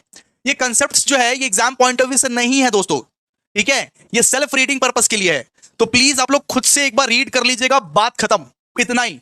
1% चांस है, जस्ट इसका 1% चांस है आने का, 1% चांस है, इसीलिए बोल रहे हैं रीड करके रख लीजिएगा, जस्ट रीड करके रख लीजिएगा। मान लीजिए इसके बारे में पूछ लिया, इसके बारे में पूछ लिया, इसके बारे में पूछ लिया, ऑलरेडी हम लोग तो ऑलरेडी वो मतलब ये कर ही लिए कवर, ठीक है। ऑलरेडी कवर तो कर ही लिया हम लोग, ठीक है। तो कंसेप्ट सेल्फ रीडिंग पर्पस के लिए भाई, कंसेप्ट सेल्फ रीडिंग पर्पस के लिए, ये भी जो है ये भी सेल्फ रीडिंग पर्पस के लिए। कंसेप्ट्स और कंपोनेंट सेल्फ रीडिंग पर्पस के लिए, आप लोग खुद रीड करोगे इसको, ठीक है, खुद रीड करोगे। ये ज्यादा इंपॉर्टेंट नहीं है, ये इंपॉर्टेंट ही नहीं है दोस्तों, ये इंपॉर्टेंट ही नहीं है, ओके। एक बार 2 बार रीड करके एग्जामिनेशन में चले जाना, अगर बाई चांस आ गया तो लिख देना, कोई दिक्कत नहीं है। एकदम बना के लिखना है, कोई दिक्कत नहीं है, ठीक है। अब यहां से इंपॉर्टेंट शुरू होता है। देखिए, यहां से जितने भी टॉपिक्स है सारे के सारे इंपॉर्टेंट है, सारे के सारे इंपॉर्टेंस। सबसे पहला importance of Indian economic environment, अभी आपको संजीवनी बूटी में करवाए थे, अभी आपको संजीवनी बूटी में पढ़ाए थे। तो दोस्तों देखिए, इसका कम से कम 8 पॉइंट कर लीजिएगा। कितना पॉइंट? 8 पॉइंट। वापस से मार्क करवा दे रहा हूं यहाँ पे, 8 पॉइंट कर लीजिएगा यहाँ पे। संजीवनी बूटी में अभी के अभी करवाए थे वही सारा चीज है, वही सारा चीज। वहां से जितना भी पॉइंट है कर लेना, 1-2 पॉइंट एक्स्ट्रा यहां से कर लेना। 8 पॉइंट करना जरूरी है, वापस से बोल रहा हूं। 8 पॉइंट करना जरूरी है ना। इसके बाद इकोनॉमिक ग्रोथ के बारे में भी आप लोगों को बता दिया कि जब कंट्री का जीडीपी का ग्रोथ होता है उसको बोलते हैं इकोनॉमिक ग्रोथ हुआ है, ठीक है। ऑलरेडी आप लोगों को बता दिया इकोनॉमिक डेवलपमेंट, ऑलरेडी आप लोगों को बता दिया कि जब जीडीपी के साथ साथ हेल्थ हेल्थ सेक्टर का भी ग्रोथ होता है, एजुकेशन का भी ग्रोथ होता है, लिविंग स्टैंडर्ड का भी ग्रोथ होता है, तो उसको क्या बोलते हैं इकोनॉमिक डेवलपमेंट। क्लियर है ना भाई, क्लियर है ना, चैट बॉक्स में बताओ इकोनॉमिक डेवलपमेंट का मतलब भी बताया कि नहीं बताया, बताओ जी भैया बिल्कुल। एचडीआई का मतलब भी बता दिया आप लोगों को। एचडीआई क्या है, एक मेजरिंग रॉड है, जैसे आप लोगों को थर्मामीटर से आप बुखार को मापते हो ना, वैसे ही एचडीआई मापता है डेवलपमेंट ऑफ द कंट्री को। और ये 3 चीजों को लेता है, 3 चीजों को, सबसे पहले तो भैया लाइफ एक्सपेक्टेंसी, दूसरा एजुकेशन और तीसरा स्टैंडर्ड ऑफ लिविंग, ठीक है। एचडीआई भी आप लोग को बता दिए है ना। और दोस्तों अब हम लोग पढ़ने वाले हैं वो चीज जो संजीवनी बूटी में नहीं दिया गया था, economic growth versus economic development. आइए आइए आ जाओ भाई, economic growth versus economic development. क्या है इकोनॉमिक ग्रोथ और क्या है इकोनॉमिक डेवलपमेंट, जंग छिड़वाएंगे अभी, जंग। सबसे पहले मीनिंग का बात करें, इकोनॉमिक ग्रोथ का मतलब क्या है। इकोनॉमिक ग्रोथ का मतलब है it is a positive quantitative change in the output of economy in a particular period of time. मतलब जब एक देश का जीडीपी बढ़ जाता है, जब एक देश का आउटपुट बढ़ता है, मतलब कि पहले प्रोडक्शन इतना नहीं करते थे अब ज्यादा कर रहे हैं, उसको हम लोग क्या बोलते हैं इकोनॉमिक ग्रोथ, ठीक है। और इकोनॉमिक डेवलपमेंट मतलब भैया इकोनॉमिक ग्रोथ तो हो ही रहा है, लेकिन साथ साथ health care facility, basic education facility, living standard, सब कुछ ही बढ़ रहा है, सब कुछ बढ़ रहा है। ग्रोथ के साथ साथ ये सब चीज भी बढ़ रहा है, तो हम लोग उसको क्या बोलते हैं economic development. It considers the rise in the output in an economy along with the advancement of HDI index, which consider a rise in the living standard, advancement in technology and overall happiness index of the Nations. Simple सा बात है, मेरा देश अगर खुश है, मेरा देश अगर तरक्की कर रहा है, मेरा देश का अगर लिविंग स्टैंडर्ड सही है, इसका मतलब मेरा देश डेवलपमेंट कर रहा है। मेरा देश अगर खुश है, मेरा देश में अगर खुशी का माहौल चल रहा है, मेरा देश में अगर बेरोजगारी नहीं है, मेरा देश का हेल्थ केयर सिस्टम सही है, मेरा देश का मेडिकल एडवांसमेंट सही है, मेरा देश का एजुकेशन फैसिलिटी सही है, तो मैं ये बोलूंगा कि यहां पे इकोनॉमिक डेवलपमेंट हो रहा है। यहां पे क्या हो रहा है इकोनॉमिक डेवलपमेंट, ओके। इसमें से 5 पढ़ना है, 5 पढ़ना है, 5 कितना, 5। अच्छा, इसका जो कंसेप्ट है ये एकदम नैरोअर कंसेप्ट है। इकोनॉमिक ग्रोथ बहुत छोटा कंसेप्ट है, इकोनॉमिक ग्रोथ बहुत छोटा, बहुत नैरो कंसेप्ट है, लेकिन इकोनॉमिक डेवलपमेंट एक ब्रॉडर कंसेप्ट है। कैसा कंसेप्ट है, ब्रॉडर कंसेप्ट। कैसा कंसेप्ट है, ब्रॉडर कंसेप्ट है। अच्छा, nature of approach, economic growth जो है ये क्वांटिटेटिव इन नेचर है, कि प्रोडक्शन अगर ज्यादा हुआ है तो इकोनॉमिक ग्रोथ हुआ है, और ये क्वालिटेटिव इन नेचर है, बिकॉज हर चीज को ही देखते हैं डेवलपमेंट में, हर चीज को हम लोग देखते हैं, है ना। ओके, स्कोप, इसके बाद इसके बाद बात करेंगे स्कोप। इसमें हम लोग कौन कौन से पैरामीटर्स पे देखते हैं कि इकोनॉमिक ग्रोथ हुआ है, कौन कौन से पैरामीटर्स पे हम लोग जज करते हैं कि इकोनॉमिक ग्रोथ हुआ है। जब हमारा जीडीपी ग्रो करता है तब हम लोग बोलते हैं इकोनॉमिक ग्रोथ हुआ है, जब हमारा जीएनपी ग्रो करता है, जब हमारा एफडीआई ग्रो करता है, तब हम लोग बोलते हैं इकोनॉमिक ग्रोथ हुआ है, ठीक है। लेकिन जब हमारा लाइफ एक्सपेक्टेंसी रेट ग्रो करता है, जब हमारा लिटरेसी रेट ग्रो करता है, जैसे मान लीजिए हमारे देश में अब बहुत ज्यादा लोग पढ़ने लिखने लगे हैं, बहुत ज्यादा लोग एकदम लिटरेट हो गए हैं, ठीक है। जब हमारा एकदम जब हमारा देश गरीबी अब नहीं है, जब हमारा देश गरीब नहीं है, उसको हम लोग क्या बोलते हैं डेवलपमेंट हुआ है, डेवलपमेंट हुआ है, मुबारक हो डेवलपमेंट हुआ है, ठीक है। अच्छा, अब हम लोग पढ़ेंगे वो टर्म के बारे में, टर्म। इसमें आइए, इसमें वो टर्म या टीनर। तो इकोनॉमिक ग्रोथ जो होता है वो शॉर्ट टर्म इन नेचर होता है, और इकोनॉमिक डेवलपमेंट जो होता है वो लॉन्ग टर्म इन नेचर होता है, ठीक है। Economic growth short term in nature होता है, इकोनॉमिक डेवलपमेंट, अरे डेवलपमेंट 50 साल 60 साल 70 साल तक चलता रहता है, लेकिन एक ग्रोथ जो है वो कितना देर तक का रहेगा बताइए ना आप लोग, बहुत कम समय के लिए रहता है। एप्लीकेबिलिटी, इकोनॉमिक ग्रोथ सिर्फ डेवलप्ड नेशन में होता है, डेवलप्ड नेशन में जो ऑलरेडी डेवलप हो चुका है, लेकिन वो डेवलपमेंट वो डेवलपिंग नेशन में होता है। जैसे कि इंडिया में डेवलपमेंट हो सकता है, लेकिन एक डेवलप्ड नेशन में जो ऑलरेडी डेवलप्ड है वहां पे तो डेवलपमेंट नहीं होने का, वहां पे तो ग्रोथ होता है सिर्फ, ठीक है, ओके।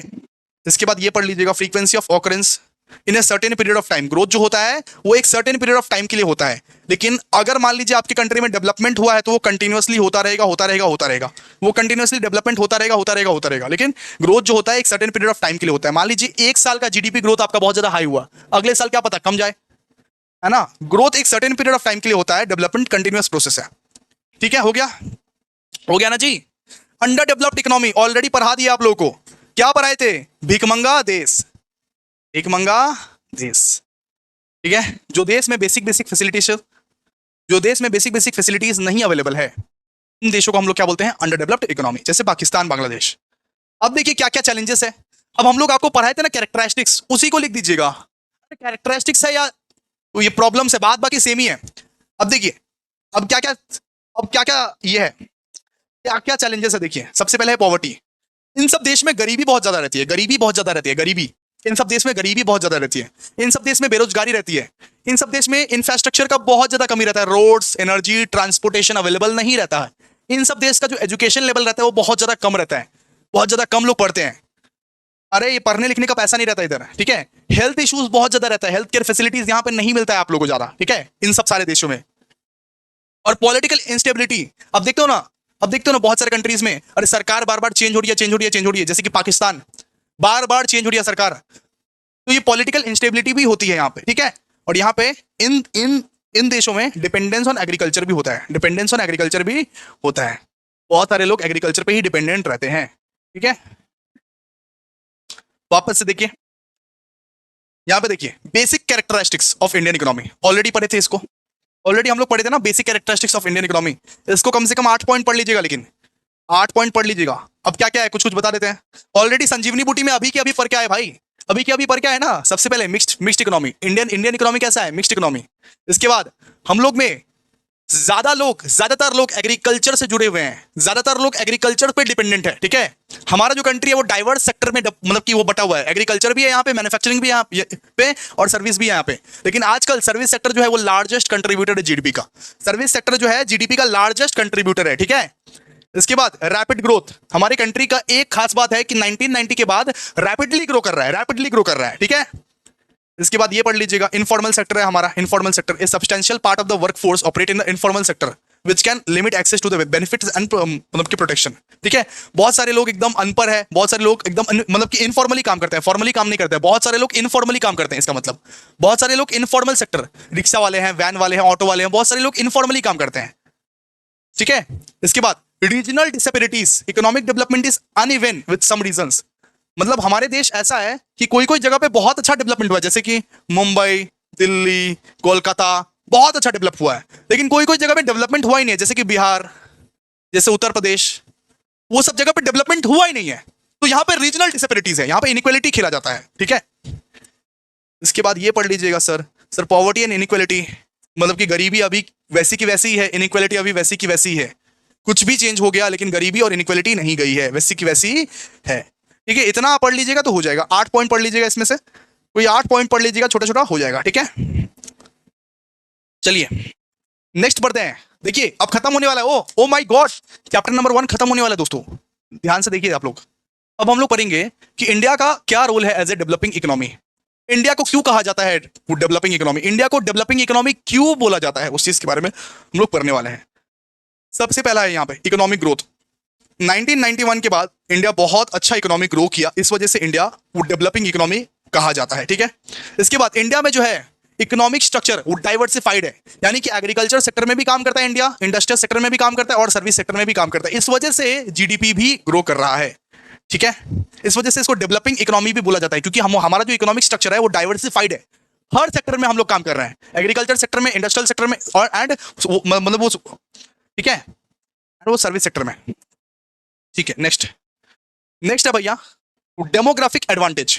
इंडिया में अगर मान लो पॉपुलेशन ज्यादा है तो पोटेंशियल भी तो ज्यादा है ना, हर काम कर सकते हैं इंडिया वाले, इंडिया वाले हर एक काम कर सकते हैं, इंडिया के पास लार्ज वर्कफोर्स है, जैसे वो दुबई को देख लो, दुबई के पास वर्कफोर्स है, बताओ, इंडिया के पास हर एक काम करने का पोटेंशियल है, ये एक एडवांटेज है, इसलिए इंडिया को हम लोग डेवलपिंग इकोनॉमी बोलते हैं, डेवलपिंग इकोनॉमी, ठीक है। इंडिया के पास हर एक काम करने का जो है वो कैपेसिटी है, क्योंकि इंडिया का पॉपुलेशन बहुत ज्यादा हाई है, इंडिया में यंग एंड ग्रोइंग पॉपुलेशन बहुत ज्यादा है, इस वजह से हर एक काम कर सकते हैं इंडिया वाले, ठीक है। इसके बाद यहाँ पे गरीबी वैसी की वैसी है और इनइक्वालिटी वैसी की वैसी है, ठीक है। तो गरीबी और इनइक्वालिटी में कोई भी चेंज नहीं आया, गरीबी और इनइक्वालिटी वैसी की वैसी ही है। इसके बाद रीजनल डिसेपेरिटीज, इंडिया में एक ऐसा है कि महाराष्ट्र, गुजरात, कोलकाता में बहुत ही अच्छा, बहुत ही सुंदर तरीके से ऑपरेट हो रहा है, इकोनॉमिक हो रहा है, लेकिन दूसरे स्टेट्स पे जैसे कि उत्तर प्रदेश, बिहार, वहां पे डेवलपमेंट नहीं होता है, कुछ जगह पे यहाँ पे डेवलपमेंट अच्छे से होता है, कुछ जगह पे यहाँ पे डेवलपमेंट नहीं होता है, यानी रीजनल डिसेपेरिटीज दिखाया जाता है यहाँ पे, ठीक है। इसके बाद इंफ्रास्ट्रक्चर डेवलपमेंट मतलब इंडिया में इंफ्रास्ट्रक्चर डेवलपमेंट अभी भी पूरी तरीके से नहीं हो पाया है। एजुकेशन एंड स्किल, इंडिया में अभी भी एजुकेशन सही तरीके से डेवलप नहीं हो पाया, अभी भी चैलेंज है एजुकेशन सेक्टर में, अभी भी स्किल डेवलपमेंट में बहुत ज्यादा चैलेंजेस है, ठीक है। ग्लोबल इंटीग्रेशन है। ग्लोबली इंडिया बहुत अच्छे से इंटीग्रेट कर चुका है ग्लोबल इकोनॉमी के साथ। अब हम लोग इंपोर्ट्स एक्सपोर्ट सब कुछ कर सकते हैं, ग्लोबल इकोनॉमी के साथ मिलकर काम करते हैं, ठीक है। Next, informal economy. इंडिया का जो लास्ट मतलब कि large portion of the work force है वो अभी भी इनफॉर्मल सेक्टर में, ठीक है। उनके पास कोई भी जॉब नहीं है, वो दिहाड़ी मजदूर है, इनफॉर्मल सेक्टर में कमाते हैं वो लोग, ठीक है। इतना अगर आप पढ़ लीजिएगा तो हो जाएगा। ये 9 पॉइंट्स है, ये क्या 9 पॉइंट्स, ठीक है। चलिए, ठीक है, समझ में आ गया। चलिए, तो हो गया ये चैप्टर हमारा खत्म। ये चैप्टर हमारा खत्म। अब हम लोग करेंगे दोस्तों यूनिट नंबर 3। यूनिट नंबर 3 करने के बाद हमारा पूरा का पूरा जो इकोनॉमिक्स है उसका आधा हो जाएगा आज, और कल हम लोग ये यूनिट नंबर 2 और यूनिट नंबर 4 कर लेंगे आराम से। तो यूनिट नंबर 3 अब हम लोग करने जा रहे हैं, लेकिन 2 मिनट्स के ब्रेक के बाद। यूनिट नंबर 3 करने जा रहे हैं, संजीवनी बूटी पहले करेंगे, संजीवनी बूटी पहले करेंगे दोस्तों, इसके बाद हम लोग वापस से यहां करने आएंगे, ठीक है। तो यूनिट नंबर 3 2 मिनट्स के ब्रेक के बाद होगा। यूनिट नंबर 3 करके आपका पूरा का पूरा इकोनॉमिक्स का मैराथन जो आज का है वो सल्टा देंगे, ठीक है। Thank you so much guys. चलिए, वेट कीजिए, 2 मिनट के बाद वापस मिलेंगे, 2 मिनट के बाद वापस मिलेंगे, 2 मिनट से ज्यादा नहीं, 2 मिनट के बाद वापस मिलेंगे। चलिए,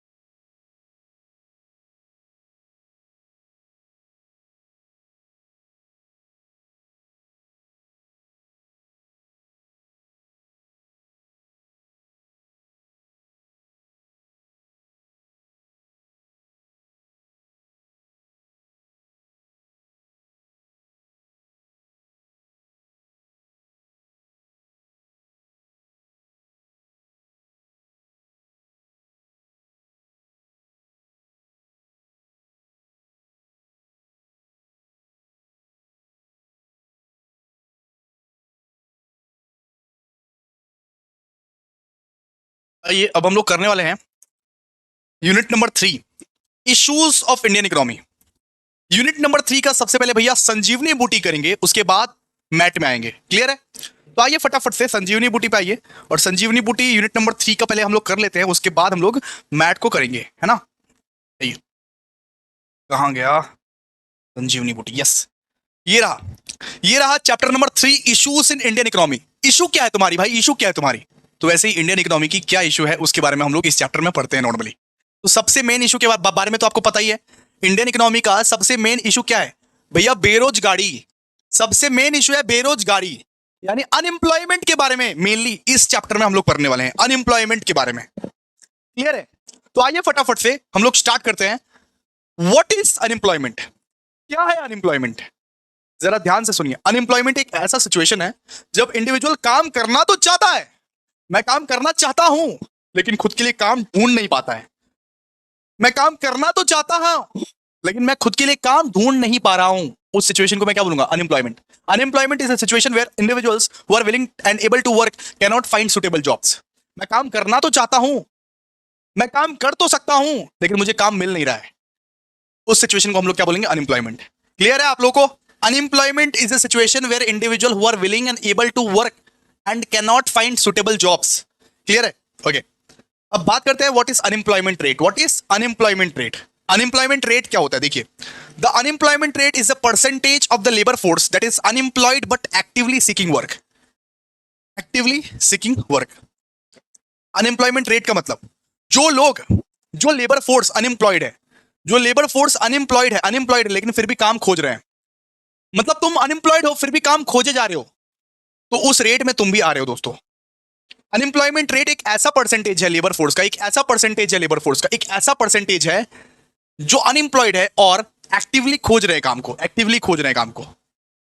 ठीक है, एक्टिवली खोज रहे काम को। मान लो इंडिया में मान लो 37% ऑफ द यूथ अनएम्प्लॉयड है। मतलब इसका मतलब वो ये जो 37% है ये अनएम्प्लॉयड भी है और साथ साथ खोज भी रहे, एक्टिवली सीकिंग जॉब्स, खोज भी रहे हैं जॉब्स को। अनएम्प्लॉयड भी आपको रहना पड़ेगा और खोजना भी पड़ेगा जॉब को, तो फिर आप उस ये परसेंटेज में शामिल हो जाओगे। उसको हम लोग क्या बोलेंगे? Unemployment rates. ठीक है, बात करते हैं define different types of unemployment. अगर कभी बोल दिया कि कितने टाइप्स के अनएम्प्लॉयमेंट रहते हैं तो आप लोग को एक्सप्लेन करना पड़ेगा। सबसे पहला होता है दोस्तों फ्रिक्शनल अनएम्प्लॉयमेंट, जो कि जिसको हम लोग बोलते हैं वो टेम्पोररी अनएम्प्लॉयमेंट। मान लीजिए सीजन वाइज अनएम्प्लॉयमेंट चलता है ना, सीजन वाइज, मतलब कि दिवाली के सीजन में क्रैकर बेच लिए, होली के सीजन में रंग बेच लिए, उसको हम लोग क्या बोलेंगे? Frictional unemployment. मतलब एक सीजन में कमा लिए, दूसरे सीजन में अनएम्प्लॉयड है। एक सीजन में हम कमा लिए और दूसरे सीजन में अनएम्प्लॉयड है, सीधा सा बात है। इसके बाद voluntary unemployment, when people choose not to work. मान लीजिए मेरा इच्छा है कि घर में बैठ के बस खाऊं, क्योंकि मेरे पापा बहुत अमीर है, मेरे चाचा बहुत अमीर है, मेरा इच्छा है कि मैं बस घर में बैठ के खाऊं, तो वो टाइप का भी अनएम्प्लॉयमेंट को बोला जाता है वॉलेंटरी अनएम्प्लॉयमेंट। मैं एक्टिवली खोज भी नहीं रहा हूं, मेरे को चाहिए भी नहीं नौकरी। मान लीजिए मेरा इच्छा है मैं घर में बैठ के खाऊं सिर्फ, क्योंकि मेरे पास बहुत बहुत बहुत ज्यादा पैसा है, मेरे को नौकरी का कोई जरूरत नहीं है, तो इसको हम लोग क्या, इस अनएम्प्लॉयमेंट को हम लोग क्या बोलेंगे? Voluntary unemployment, voluntary unemployment. ठीक है, और फिर थर्ड आता है इनवॉलेंटरी अनएम्प्लॉयमेंट। इनवॉलेंटरी अनएम्प्लॉयमेंट मतलब कि जब पीपल चाहता है, मैं चाहता हूं मुझे काम मिले, लेकिन मुझे जब काम नहीं मिलता है, उसको मैं क्या बोलूंगा? इनवॉलेंटरी। मैं चाहता हूं, मैं दिलो जान से चाहता हूं कि मुझे कोई काम मिले, लेकिन मुझे काम नहीं मिल रहा है, तो मैं क्या बोलूंगा? Involuntary unemployment. ठीक है, एक होता है दोस्तों स्ट्रक्चरल अनएम्प्लॉयमेंट है। मान लीजिए कि मेरे पास स्किल ही नहीं है, स्किल ही नहीं है, स्किल का ही कमी है मेरे में, मेरे को वो काम करना ही नहीं आता जो काम का रिक्वायरमेंट है मार्केट में, उसको मैं क्या बोलूंगा? Structural unemployment. स्ट्रक्चरल, अगर आपके पास स्किल नहीं है, आपको अगर वो काम नहीं करना आता, तो वो अनएम्प्लॉयमेंट को हम लोग क्या बोलेंगे? Structural unemployment. इसके बाद साइक्लिकल अनएम्प्लॉयमेंट, मतलब देश का हालत खराब है, कोविड आ गया मान लीजिए, देश का हालत खराब है, उस वजह से जो अनएम्प्लॉयमेंट अराइज होती है उसको हम लोग क्या बोलते हैं? Cyclical unemployment. इसके बाद आता है sir disguised unemployment, more people work than needed. जब ज्यादा लोगों की जरूरत होगी फिर तुमको बुलाएंगे, अभी तुम जाओ यहां से। जब ज्यादा लोगों को जरूरत होगी फिर तुमको बुलाएंगे, अभी जाओ यहां से। उसको बोलते हैं दोस्तों डिसगाइज्ड अनएम्प्लॉयमेंट। एक होता है दोस्तों सीजनल अनएम्प्लॉयमेंट, मतलब सिर्फ स्पेसिफिक सीजन्स में ही जॉब अवेलेबल है, होली में ही या दिवाली में ही सिर्फ जॉब अवेलेबल है। ठीक है, एंड एक होता है दोस्तों वो टेक्नोलॉजिकल अनएम्प्लॉयमेंट। मान लीजिए एआई ने आपका जॉब खा लिया, एआई जो आया है, एआई की वजह से बहुत सारी जो नौकरी गई, उसको क्या बोलेंगे भैया? Technological unemployment. ठीक है, तो डिफरेंट टाइप्स ऑफ अनएम्प्लॉयमेंट में क्या क्या आता है sir? Frictional, voluntary, involuntary, structural, cyclical, disguised, seasonal और टेक्नोलॉजिकल। पढ़ लीजिएगा आराम से। क्लियर है इतना? क्लियर है इतना ना? क्लियर है इतना? प्लीज बताओ। अब हम लोग बताएंगे, अब हम लोग बात करेंगे दोस्तों Mahatma Gandhi national rural employment guarantee act, MGNREGA। Mahatma Gandhi national rural employment guarantee act क्या है, इस चीज के बारे में बात करेंगे दोस्तों। तो Mahatma Gandhi national rural employment guarantee act मतलब कि provides 100 days of guaranteed wage employment actually to rural household, annually to rural household। मतलब जो रूरल एरिया में रहता है, रूरल एरिया मतलब क्या? जो गांव में रहता है, गांव में या रूरल एरिया में जो रहता है, उनको 100 days of guaranteed wage देगा। उनको 100 days of guaranteed wage employment देगा। It aims to reduce rural poverty and create durable assets. मतलब उनको ये एश्योर कर देगा कि भाई आप 365 में से कम 100 दिन तो कमाओगे। ये स्कीम के तहत जो रूरल एरिया में रहता है उनको ये एश्योर कर देगा कि आप 365 दिन के तहत आप कम से कम 365 दिन में 100 दिन तो कमाओगे। 100 दिन का हम वेज एम्प्लॉयमेंट आपको प्रोवाइड करेंगे। ये जो स्कीम है वही करता है कि 365 में से 100 दिन का गारंटेड वेज एम्प्लॉयमेंट आपको हम प्रोवाइड करके रख देंगे। समझ में आ गया आप लोग को? क्लियर है ना? चलो आ जाओ, अब बात करेंगे what is the difference between absolute poverty and relative poverty. एक बात आप लोग समझो, अगर आपका बेसिक नीड्स फुलफिल नहीं हो पा रहा है तो आपका वो उसका नाम देंगे हम लोग एब्सोल्यूट पॉवर्टी। अगर आपका बेसिक नीड्स, अगर आपको खाना नहीं मिल रहा है, कपड़ा नहीं मिल रहा है, क्लोथिंग नहीं मिल रहा है, आपका बेसिक नीड्स ही फुलफिल नहीं हो पा रहा है, तो उसको आप बोलोगे एब्सोल्यूट पॉवर्टी। Absolute poverty. एक होता है आप सच में गरीब हो, एक होता है आप दूसरे से कंपेयर कर रहे हो। आप सच में अगर गरीब हो तो उसको बोलते हैं एब्सोल्यूट पॉवर्टी। अगर आप दूसरे के कंपैरिजन में गरीब हो, आपका दोस्त मान लीजिए आपसे अमीर है, आप उससे थोड़ा सा गरीब हो, उसको बोलते हैं रिलेटिव पॉवर्टी। लेकिन आप एक्चुअल में गरीब नहीं हो, आपका बेसिक नीड्स फुलफिल हो रहा है, लेकिन आपका दोस्त मान लीजिए गाड़ी में घूमता है, आप बाइक में घूमते हैं, आप उसके सामने अपने आप को गरीब बताते हो, तो वो है दोस्तों रिलेटिव पॉवर्टी। एक होता है एब्सोल्यूट पॉवर्टी, एक होता है रिलेटिव पॉवर्टी। अब अपने दोस्तों को बोल देते हो भाई मैं तो बहुत गरीब हूं, मेरा तो किसी भी तरीके से चल रहा है, अब तुम लोग जैसा अमीर थोड़ा ना हूं मैं। तो आप एक दूसरे से जब कंपेयर करते हो अपने आप को, तो वो होता है दोस्तों रिलेटिव पॉवर्टी। और एब्सोल्यूट पॉवर्टी मतलब सच में आपको फूड, शेल्टर, क्लोथिंग का अभाव है, सच में आप गरीब हो। एब्सोल्यूट पॉवर्टी मतलब भैया रियल गरीब, रियल गरीब। और यहां पे तो आप बस कंपेयर करते रहो, कंपेयर करते रहो। तो compares individual income to other in society to measure inequality. इसको हम लोग क्या बोलेंगे? Relative poverty. ठीक है, रिलेटिव पॉवर्टी कि मैं इससे कितना गरीब हूं। जैसे आप वो टेक्निकल गुरुजी का तो नाम सुने होगे ना। अब टेक्निकल गुरुजी का जब आप नाम सुनते हो तो टेक्निकल गुरुजी से तो हम सब गरीब हैं, उनके उनसे अगर कंपेयर किया जाए तो हम सभी गरीब हैं उनसे। ठीक है, आप अपने आप को अंबानी से कंपेयर कर रहे हो तो आप तो सच्ची में गरीब हो उसके सामने।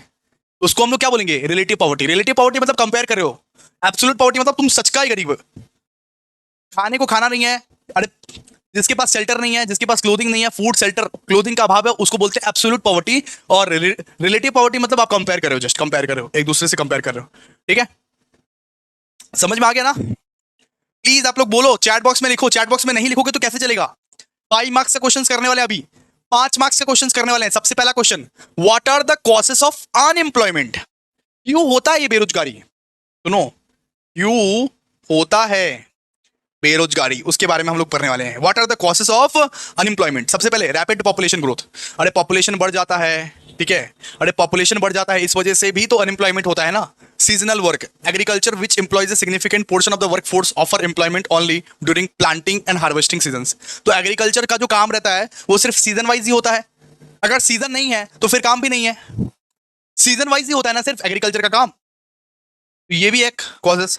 फिर वो टेक्नोलॉजिकल चेंजेस, एआई आया और आप लोगों का जॉब खा गया, एआई आया और जॉब खा गया, इस वजह से भी होता है अनएम्प्लॉयमेंट। ठीक है, लो इंडस्ट्रियल ग्रोथ, इंडस्ट्रीज में बहुत कम ग्रोथ हो रही है, इंडस्ट्रीज में लो ग्रोथ हो रही है, इस वजह से भी होता है। The slow pace of industrialization fails to provide enough job for the expanding workforce. और स्किल मिसमैच, आपके पास स्किल ही नहीं है तो कहां से मिलेगा एम्प्लॉयमेंट? स्किल ही नहीं है, आपको आता ही नहीं है काम करना, कहां से मिलेगा एम्प्लॉयमेंट? बताइए ना। ठीक है, समझ में आया आप लोगों को? अब हम लोग पढ़ेंगे what are the causes of poverty. क्या कारण है कि गरीबी है? What are the causes of poverty? सबसे पहले भैया अनएम्प्लॉयमेंट। जितना ज्यादा बेरोजगारी बढ़ती जाएगी उतना ज्यादा गरीबी और भी यहां पे होगा। ठीक है, लो एग्रीकल्चरल प्रोडक्टिविटी मतलब एग्रीकल्चर में भी उतना ज्यादा प्रोडक्टिविटी अब नहीं हो पा रहा है जितना होता था पहले। ठीक है, रैपिड पॉपुलेशन ग्रोथ, अरे पॉपुलेशन भी बहुत ज्यादा ग्रो कर रहा है, high population increases the dependency ratio, living fewer resources and families. इसके बाद अनइक्वल वेल्थ डिस्ट्रीब्यूशन है, ऐसा हो रहा है ना कि richer becoming more richer and poor becoming more poorer, unequal distribution हो रहा है, इस वजह से भी पॉवर्टी आ रहा है। गरीब और गरीब बनते जा रहे हैं, अमीर और अमीर बनते जा रहे हैं। लैक ऑफ एजुकेशन फैसिलिटीज की वजह से जितना ज्यादा इलिटरेट रहेंगे इस कंट्री में उतना ज्यादा लोग गरीब बनते जाएंगे। लिटरेट रहेंगे तो उतना गरीबी से नहीं मरेंगे एटलीस्ट। लैक ऑफ एजुकेशन की वजह से भी illiteracy and lack of skill development, आपके पास मान लो स्किल ही नहीं है, आप इलिटरेट हो तो आपको बेटर जॉब कैसे मिलेगा? ठीक है, तो ये सब सारा कॉजेस है सर ये पॉवर्टी के। ठीक है, पॉवर्टी के ये सब सारा ये कॉजेस है। ठीक है, लास्ट क्वेश्चन ऑफ संजीवनी बूटी देखिए, discuss major poverty alleviation program in India. कौन कौन सा ऐसा प्रोग्राम था जो जिसका मकसद ये था कि पॉवर्टी हटाओ, जिसका मकसद ये था गरीबी हटाओ? कौन कौन सा प्रोग्राम लाया गया जिसका मेन एम था, मेन गोल था कि पॉवर्टी एलिविएट करने का, पॉवर्टी मिटिगेट करने का और पॉवर्टी हटाने का, जिसका मेन एम गरीबी हटाने का था? सबसे पहला स्कीम था दोस्तों Mahatma Gandhi national rural employment guarantee act, जो ये गारंटी देता था कि कम से कम 365 दिन में से हम लोग 100 दिन का आप लोगों को वेज एम्प्लॉयमेंट प्रोवाइड करेंगे। एक साल में 365 दिन होता है ना, कम से कम 100 दिनों का हम लोग वेज एम्प्लॉयमेंट प्रोवाइड करेंगे दोस्तों। क्योंकि ये फोकस करता था किसी भी तरीके से गरीबी को रिड्यूस किया जाए, किसी भी तरीके से गरीबी को रिड्यूस किया जाए। जो कि रूरल एरियाज में ये स्कीम्स था, ये प्रोग्राम था कि कम से कम 365 में से 100 दिन का हम लोग एम्प्लॉयमेंट आपको प्रोवाइड करेंगे to rural house hold only. ठीक है। इसके बाद एक है यहाँ पे पीडीएस। सो पीडीएस का मतलब अरे public distribution system. So public distribution system में क्या होता था पता है? राइस, व्हीट, शुगर, ये सब चीज ना बहुत ही ज्यादा सब्सिडाइज्ड रेट्स में मिलता था, बहुत बहुत बहुत ज्यादा कम रेट में मिलता था। राइस, व्हीट, शुगर, ये स्कीम के तहत राइस, व्हीट, शुगर और जो भी एसेंशियल चीजें हैं ये बहुत कम रेट्स में मिला करता था, ये बहुत कम रेट में मिला करता था, मार्केट से बहुत कम रेट में। ये भी एक स्कीम था, है ना। इसके बाद मिड डे मील स्कीम, जिसमें यह बोला गया कि गवर्नमेंट स्कूल में जितने भी बच्चे जाते हैं, जितने भी बच्चे गवर्नमेंट स्कूल में जाते हैं उनको लंच प्रोवाइड किया जाए, मिड डे मील। अरे गवर्नमेंट स्कूल में, सरकारी स्कूल में जितने भी बच्चे जाते हैं उनको मिड डे मील प्रोवाइड किया जाए, उनको लंच प्रोवाइड किया जाए। ये स्कीम ये फोकस करता था, मिड डे मील स्कीम। ठीक है। इसके बाद दोस्तों national rural livelihood mission aims to promote self employment through skill development and financial assistance to rural house hold. ठीक है। तो सेल्फ एम्प्लॉयमेंट प्रमोट कर रहा था ये। ठीक है। स्किल डेवलपमेंट क्लियर है। लास्ट लास्ट है दोस्तों ये PMAY, तो प्रधानमंत्री आवास योजना। अर्बन और रूरल एरियाज में घर प्रोवाइड किया जाता था। ठीक है। घर प्रोवाइड किया जाता था। Focus on providing affordable housing to urban and rural poor by offering subsidized और ऑन होम लोन्स। ठीक है। मतलब कि घर उनका जस्ट आप सुने होगे ना कि गांव में मोदी जी ने घर बना दिया, तो ये PMAY के तहत होता है। सो प्रधानमंत्री आवास योजना के तहत होता है कि बहुत कम रेट पे लोन आपको वो मतलब कि वो प्रोवाइड करते हैं, उससे आप घर बना लेते हो। ठीक है। बहुत कम रेट पे लोन प्रोवाइड कर देते हैं, उससे आप घर बना देते हो। ठीक है। और एक स्कीम है दोस्तों integrated child development services, integrated child development services, जिसमें food, education, health care provide किया जाता है चिल्ड्रंस अंडर 6 ईयर। 6 साल के कम के बच्चे को फूड, एजुकेशन, हेल्थ केयर सब कुछ प्रोवाइड किया जाता है। And there mother to address improves health outcomes, जिससे हेल्थ उसका खराब ना हो। ठीक है। ये सब सारे क्या है? स्कीम्स है। ये सब सारे स्कीम्स है जो स्कीम्स के तहत आप अरे गरीबी मिटा सकते हो। जिस स्कीम्स के तहत गवर्नमेंट ने ये कोशिश की है कि गरीबी मिटाओ भाई, गरीबी हटाओ भाई। ठीक है। तो ये देखो चैप्टर नंबर 3 का संजीवनी बूटी हम लोग ने कर लिया। अब चैप्टर नंबर 3 का क्या करेंगे? नोट्स पढ़ेंगे, नोट्स पढ़ेंगे चैप्टर नंबर 3 का। ठीक है। आइए फटाफट से चैप्टर नंबर 3 का नोट्स पढ़ के, और हमारा जो चैप्टर नंबर 3 और चैप्टर नंबर 1 का जो संकल्प था वो आज हमारा हो जाएगा। क्लियर है? चलो आ जाओ, आ जाओ। अनएम्प्लॉयमेंट के बारे में तो आप लोग को पढ़ाई दिए दोस्तों। अनएम्प्लॉयमेंट क्या होता है? जब आप काम करना तो चाहते हो लेकिन आपको काम नहीं मिलता है, उसको हम लोग क्या बोलते हैं? अनएम्प्लॉयमेंट बोलते हैं। ठीक है। प्रॉब्लम्स ऑफ अनएम्प्लॉयमेंट भी आप लोग को बता दिया है कि अनएम्प्लॉयमेंट की क्या क्या चैलेंजेस है, क्या क्या प्रॉब्लम्स है। इसको पढ़ लीजिएगा, कम से कम 7 पॉइंट्स पढ़िएगा, 7-8 पॉइंट इसका पढ़ लीजिएगा। ठीक है। प्रॉब्लम्स ऑफ अनएम्प्लॉयमेंट भी पढ़ लीजिएगा, इसका 7-8 पॉइंट ही है और 7-8 पॉइंट ही पढ़ लीजिएगा इसमें से। क्लियर है? ई बुक भी पढ़ना जरूरी है, संजीवनी बूटी भी पढ़ना जरूरी है, कॉलेज के सजेशंस भी पढ़ना जरूरी है, तब जाके आप पास करोगे, तब जाके आप बहुत अच्छा स्कोर कर पाओगे। ठीक है। इसके बाद बात करेंगे पॉवर्टी का, तो पॉवर्टी का भी बात कर लिया है। गरीबी क्या होता है? So poverty is a state in which individuals और group lack sufficient financial resources to meet basic needs such as food, clothing, shelter. Poverty एक ऐसा स्टेज है जहां पे इंडिविजुअल्स बेसिक फैसिलिटीज, इंडिविजुअल के पास बेसिक फैसिलिटी नहीं रहता, खाना नहीं रहता, कपड़ा नहीं रहता, शेल्टर नहीं रहता, उस स्टेट को हम लोग क्या बोलते हैं? उस स्टेट को हम लोग बोलते हैं पॉवर्टी। आप लोग को ऑलरेडी बता चुके हैं एब्सोल्यूट पॉवर्टी क्या होता है। एब्सोल्यूट पॉवर्टी मतलब आप सच के गरीब हो, रियल गरीब हो आप, आपके पास सच में फूड नहीं है, क्लीन वाटर नहीं है, शेल्टर नहीं है, कपड़े नहीं है, कुछ भी नहीं है आपके पास। और रिलेटिव पॉवर्टी मतलब आप सोसाइटी के साथ कंपेयर कर रहे हो अपने आप को। रिलेटिव पॉवर्टी मतलब आप कंपैरिजन कर रहे हो कि मैं इससे गरीब हूं, मैं अपने दोस्त से तो गरीबी हूं। इसको बोलते हैं रिलेटिव पॉवर्टी। इसको हम लोग क्या बोलते हैं? Relative poverty. फीचर्स देखिए, फीचर्स बिल्कुल सेम टू सेम है ना। फीचर्स बिल्कुल आसान है। इकोनॉमिक इंस्टेबिलिटी आता है, फिर जाके गरीबी आता है, सोशल एक्सक्लूजन। ठीक है। सो पीपल इन, अच्छा यहाँ पे सोशल एक्सक्लूजन मतलब क्या होता है? सोशल एक्सक्लूजन मतलब कि गरीबों को सब कोई मतलब कि ये करता है, हटाता है। अरे गरीबों का कोई साथ नहीं होता है दोस्तों। हेल्थ इश्यूज आता है गरीबों को बहुत बहुत बहुत ज्यादा, एजुकेशन फैसिलिटीज नहीं मिल पाता है, और साइकिल ऑफ पॉवर्टी घूमता जाता है घूमता जाता है घूमता जाता है। हम लोग वीसीएस साइकिल ऑफ पॉवर्टी पढ़े थे ना, वीसीएस साइकिल ऑफ पॉवर्टी, बिल्कुल ठीक है। तो बहुत आसान है, की फीचर्स ऑफ पॉवर्टी बहुत ज्यादा आसान है, ठीक है। इसके बाद देखिए इनइक्वालिटी इन इनकम डिस्ट्रीब्यूशन। इसका मतलब क्या हुआ? इसका मतलब रिचर और रिच होते जा रहे हैं, पुअर और पुअर होते जा रहे हैं, ठीक है। इनइक्वालिटी इन इनकम डिस्ट्रीब्यूशन मतलब इनकम तो है लेकिन इनइक्वालिटी बहुत ज्यादा है। इनकम तो है लेकिन इनइक्वालिटी बहुत ज्यादा है। रिच और रिचर होते जा रहे हैं, अंबानी और अंबानी होते जा रहा है, लेकिन एक एक पुअर और पुअर होता जा रहा है, ठीक है। लेकिन एक पुअर और पुअर होता जा रहा है, ठीक है। तो यहाँ पे इसके हम लोग फीचर्स पढ़ेंगे। देखिए इनइक्वालिटी इन इनकम डिस्ट्रीब्यूशन का सबसे पहला फीचर वेल्थ वेल्थ वेल्थ वो डिसपेरिटीज। यहाँ पे कितना ज्यादा भेदभाव होता है वेल्थ का, एक पुअर और पुअर होता जाता है और एक अमीर और अमीर होता जाता है। इकोनॉमिक इंपैक्ट भी आता है, इकोनॉमिक इंपैक्ट, ठीक है। इकोनॉमी में भी बहुत ज्यादा स्लो ग्रोथ होता है। अगर इनकम इनइक्वालिटी है तो इकोनॉमी में भी बहुत ज्यादा स्लो ग्रोथ है। आपका इंडिया ज्यादा तरक्की नहीं कर पाएगा, है ना। सोशल टेंशन है, सोशल टेंशन जो एक सबके मन में एक डिससेटिस्फैक्शन प्रोवाइड करके मतलब कि वो देता है कि हम कितना भी मेहनत करें, हम कितना भी मेहनत कर ले, हम हमेशा गरीब ही रहेंगे, है ना। एक्सेस टू अपॉर्चुनिटी, उनको अपॉर्चुनिटी नहीं मिलता पाता है। जो गरीब रह जाते हैं उनको प्रॉपर अपॉर्चुनिटी नहीं मिल पाता, proper education, proper health care, proper employment नहीं मिल पाता दोस्तों। Health outcome, health care facility भी, प्रॉपर हेल्थ केयर फैसिलिटी भी नहीं मिल पाता है। Income inequalities often linked with the poorer health outcomes as lower income individuals may lack access of quality healthcare, nutritious food and healthy living conditions. उनको rich लोगों के मुकाबले अच्छा खाना नहीं मिल पाता है, अच्छा हेल्थ केयर नहीं मिल पाता है, अच्छा मेडिकल फैसिलिटी नहीं मिल पाता दोस्तों, ठीक है। इसके बाद इन्फ्लेशन के बारे में तो बता ही दिए थे आपको चैप्टर नंबर 1 में। इन्फ्लेशन का मतलब क्या होता है? जब जब prices of the goods and services rise हो जाता है, जब general level of prices of the goods and services rise हो जाता है, उसको हम लोग क्या बोलते हैं? इन्फ्लेशन, ठीक है। इन्फ्लेशन फीचर्स क्या क्या बताइए? Features of inflation, rising prices. इसमें क्या होता है? गुड्स एंड सर्विसेज के जो प्राइसेस हैं, गुड्स एंड सर्विसेज के जो प्राइसेस हैं वो राइज करते रहते हैं, ठीक है। इसके बाद डिक्रीज्ड परचेसिंग पावर। इन्फ्लेशन में क्या होता है कि परचेसिंग पावर आपका डिक्रीज हो जाता है। आपके पास वो पावर नहीं रहता जो पावर आपके पास पहले था।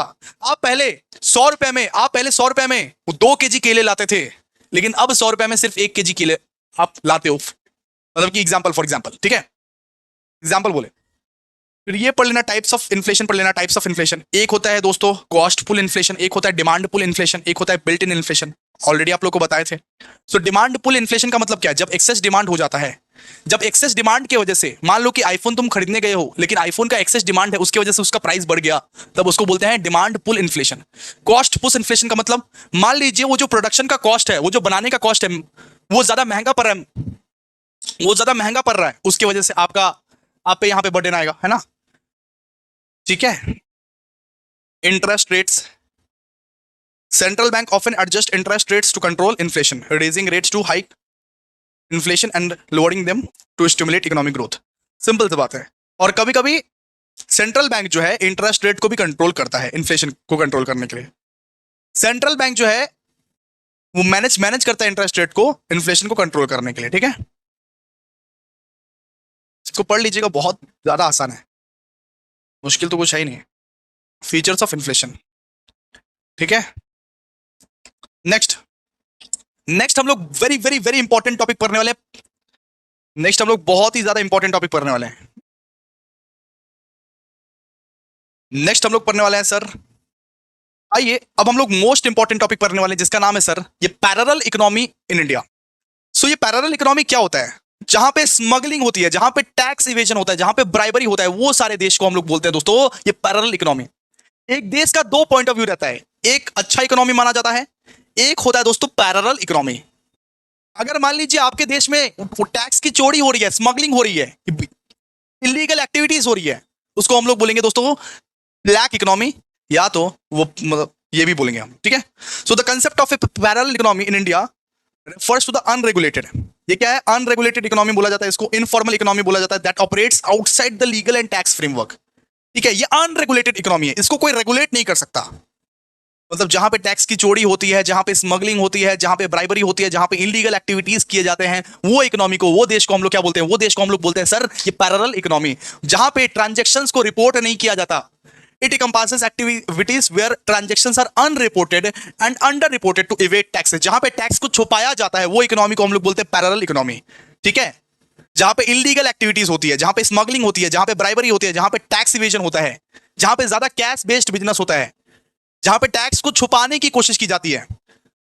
सो आप लोग एक बात समझ के रखिए, सर ये इकोनॉमी में क्या क्या होता है? टैक्स को छुपाया जाता है, टैक्स को छुपाया जाता है, इसके बाद स्मगलिंग होता है, इलीगल एक्टिविटीज होता है, ठीक है, ब्राइबरी होता है, यहाँ पे कैश बेस्ड ट्रांजेक्शन ज्यादा होते हैं।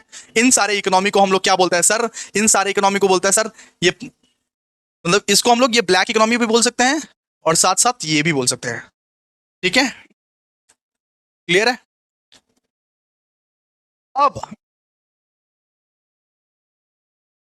अब ये इकोनॉमी में, अब ये इकोनॉमी का क्या क्या कॉजेज है, कॉजेज ऑफ ब्लैक इकोनॉमी या कॉजेज ऑफ पैरेलल इकोनॉमी? देखिए सबसे पहले क्या है सर? Tax evasion. यहाँ पे क्या होता है? टैक्स इवेजन, टैक्स की चोरी होती है यहाँ पे। High tax rate and complex regulations leads individual and businesses to conceal income to avoid paying tax. इसके बाद यहाँ पे भैया वो करप्शन भी होता है, ठीक है, यहाँ पे कैश बेस्ड ट्रांजेक्शन भी होता है। सो ये करप्शन का मतलब क्या? इलीगल एक्टिविटीज भी यहाँ पे आपको देखने को मिल सकते हैं। और साथ ही साथ दोस्तों कैश बेस्ड ट्रांजैक्शंस भी यहाँ पे होता है, कैश बेस्ड ट्रांजैक्शंस भी होता है। अगर कैश में डील करोगे तो आपका जो मनी है वो तो ब्लैक मनी हो जाएगा ना। Regulatory loop holes, regulatory loop holes, तो लॉज एंड रेगुलेशंस का जो फायदा उठाया जाता है ना, वो यहाँ पे उठाया जाता है, वो ये इकोनॉमी में उठाया जाता है, ये ब्लैक इकोनॉमी में उठाया जाता है, ठीक है। सो ब्लैक मार्केट एक्टिविटीज, यहाँ पे ये काला मार्केट चलता है, अनरेगुलेटेड मार्केट चलता है, ठीक है। हाई कंप्लायंस कॉस्ट, यहाँ पे कंप्लायंस कॉस्ट भी ज्यादा है, ठीक है। तो ये मार्केट में ये इकोनॉमी में टैक्स की चोरी होती है दोस्तों, ये इकोनॉमी में करप्शन होता है, ये इकोनॉमी में कैश बेस्ड ट्रांजैक्शन ज्यादा होती है, ये इकोनॉमी में रेगुलेटरी लूपहोल्स होती है, सब कुछ ये मतलब ये इसमें होती है, ब्लैक इकोनॉमी में होती है, ठीक है, ब्लैक इकोनॉमी में होती है। अब हम लोग लास्ट टॉपिक पढ़ने वाले हैं और ये पूरा खूबसूरत सा चैप्टर नंबर 3 हम लोग खत्म कर देंगे दोस्तों। यूनिट नंबर 1, यूनिट नंबर 3 हम लोग ने आज ही खत्म कर दिया दोस्तों। आइए फटाफट से, ये क्या है? Issues in Indian economy. Indian economy में क्या क्या इश्यूज है, क्या क्या प्रॉब्लम्स है? सिंपल सा बात है, अगर आपको कोई प्रॉब्लम्स भी पूछे तो सेम ही आंसर होगा, इशू भी पूछे तो सेम ही आंसर होगा, ठीक है। इंडियन इकोनॉमी में क्या क्या है बताइए। सबसे पहले भैया अनएम्प्लॉयमेंट है, अनएम्प्लॉयमेंट है, बेरोजगारी है, यही तो एक मेन प्रॉब्लम है। इंडियन इकोनॉमी का मेन प्रॉब्लम तो यही है कि इशू यही है, main problem unemployment. High level of joblessness specially among youth and educated individual with under employment in informal sector, ठीक है। इसके बाद सबसे main problem inequality and poverty अभी भी है, अभी भी इनइक्वालिटी गई नहीं, अभी भी रिच और रिच होते जा रहे हैं, पुअर और पुअर होते जा रहे हैं। इनइक्वालिटी का अभी भी वही सेम चीज है, ये भी एक प्रॉब्लम है। Agricultural distress, agricultural distress India में जो है ना अभी भी लो प्रोडक्टिविटी है, अभी भी इरिगेशन सही तरीके से हो नहीं पाता है, अभी भी हम लोग मॉनसून पे ज्यादा रिलाई करते हैं कि मॉनसून कब आएगा, मॉनसून जब आएगा उसके बाद ही हमारा ये सब सारा होगा। हमारे पास अभी भी ये टेक्नोलॉजीज अवेलेबल नहीं है, अभी भी एडवांसमेंट ऑफ टेक्नोलॉजीज हमारे पास अवेलेबल नहीं है दोस्तों। इसके बाद इंफ्रास्ट्रक्चर भी सही तरीके से काम नहीं करता है, रोड्स, इलेक्ट्रिसिटी, सैनिटाइजेशन भी सही तरीके से काम नहीं करता है इंडिया में, है ना। लो इंडस्ट्रियल ग्रोथ, इंडस्ट्रीज में भी बहुत कम ग्रोथ होता है, इनसफिशिएंट ग्रोथ होता है, इनसफिशिएंट ग्रोथ मतलब कि इंडस्ट्रीज, ठीक है। इन्फ्लेशन भी है, हर चीज के प्राइसेस भी बढ़ रहे हैं, ठीक है। यहाँ पे आपको ये बैंकिंग सेक्टर इश्यूज भी देखने को मिल जाएंगे, इन्वायरमेंटल डिग्रेडेशन भी मिल जाएगा, इन्वायरमेंट का भी हम लोग सही तरीके से मतलब ये ख्याल नहीं रखते, एयर एंड वाटर पोल्यूशन हो रहा है, डिफॉरेस्टेशन हो रहा है, इनएडिक्वेट वेस्ट मैनेजमेंट हो रहा है इस वजह से भी, ठीक है। और बैंकिंग सेक्टर इश्यूज भी हो रहा है, ठीक है। तो ये सब सारे इश्यूज थे, ये सब सारे प्रॉब्लम्स है, ये सब सारे प्रॉब्लम्स है इंडियन इकोनॉमी के। तो दोस्तों हम लोग ने क्या क्या कर लिया बताइए। हम लोग ने यहाँ पे आप लोगों को दोस्तों संजीवनी बूटी भी करा दिया और साथ ही साथ दोस्तों ई बुक भी करवा दिया, ई बुक भी करवा दिया। अगर इफ आपके कॉलेज के सजेशंस भी कुछ हैं तो उसको भी कर लीजिएगा ध्यान से, ठीक है।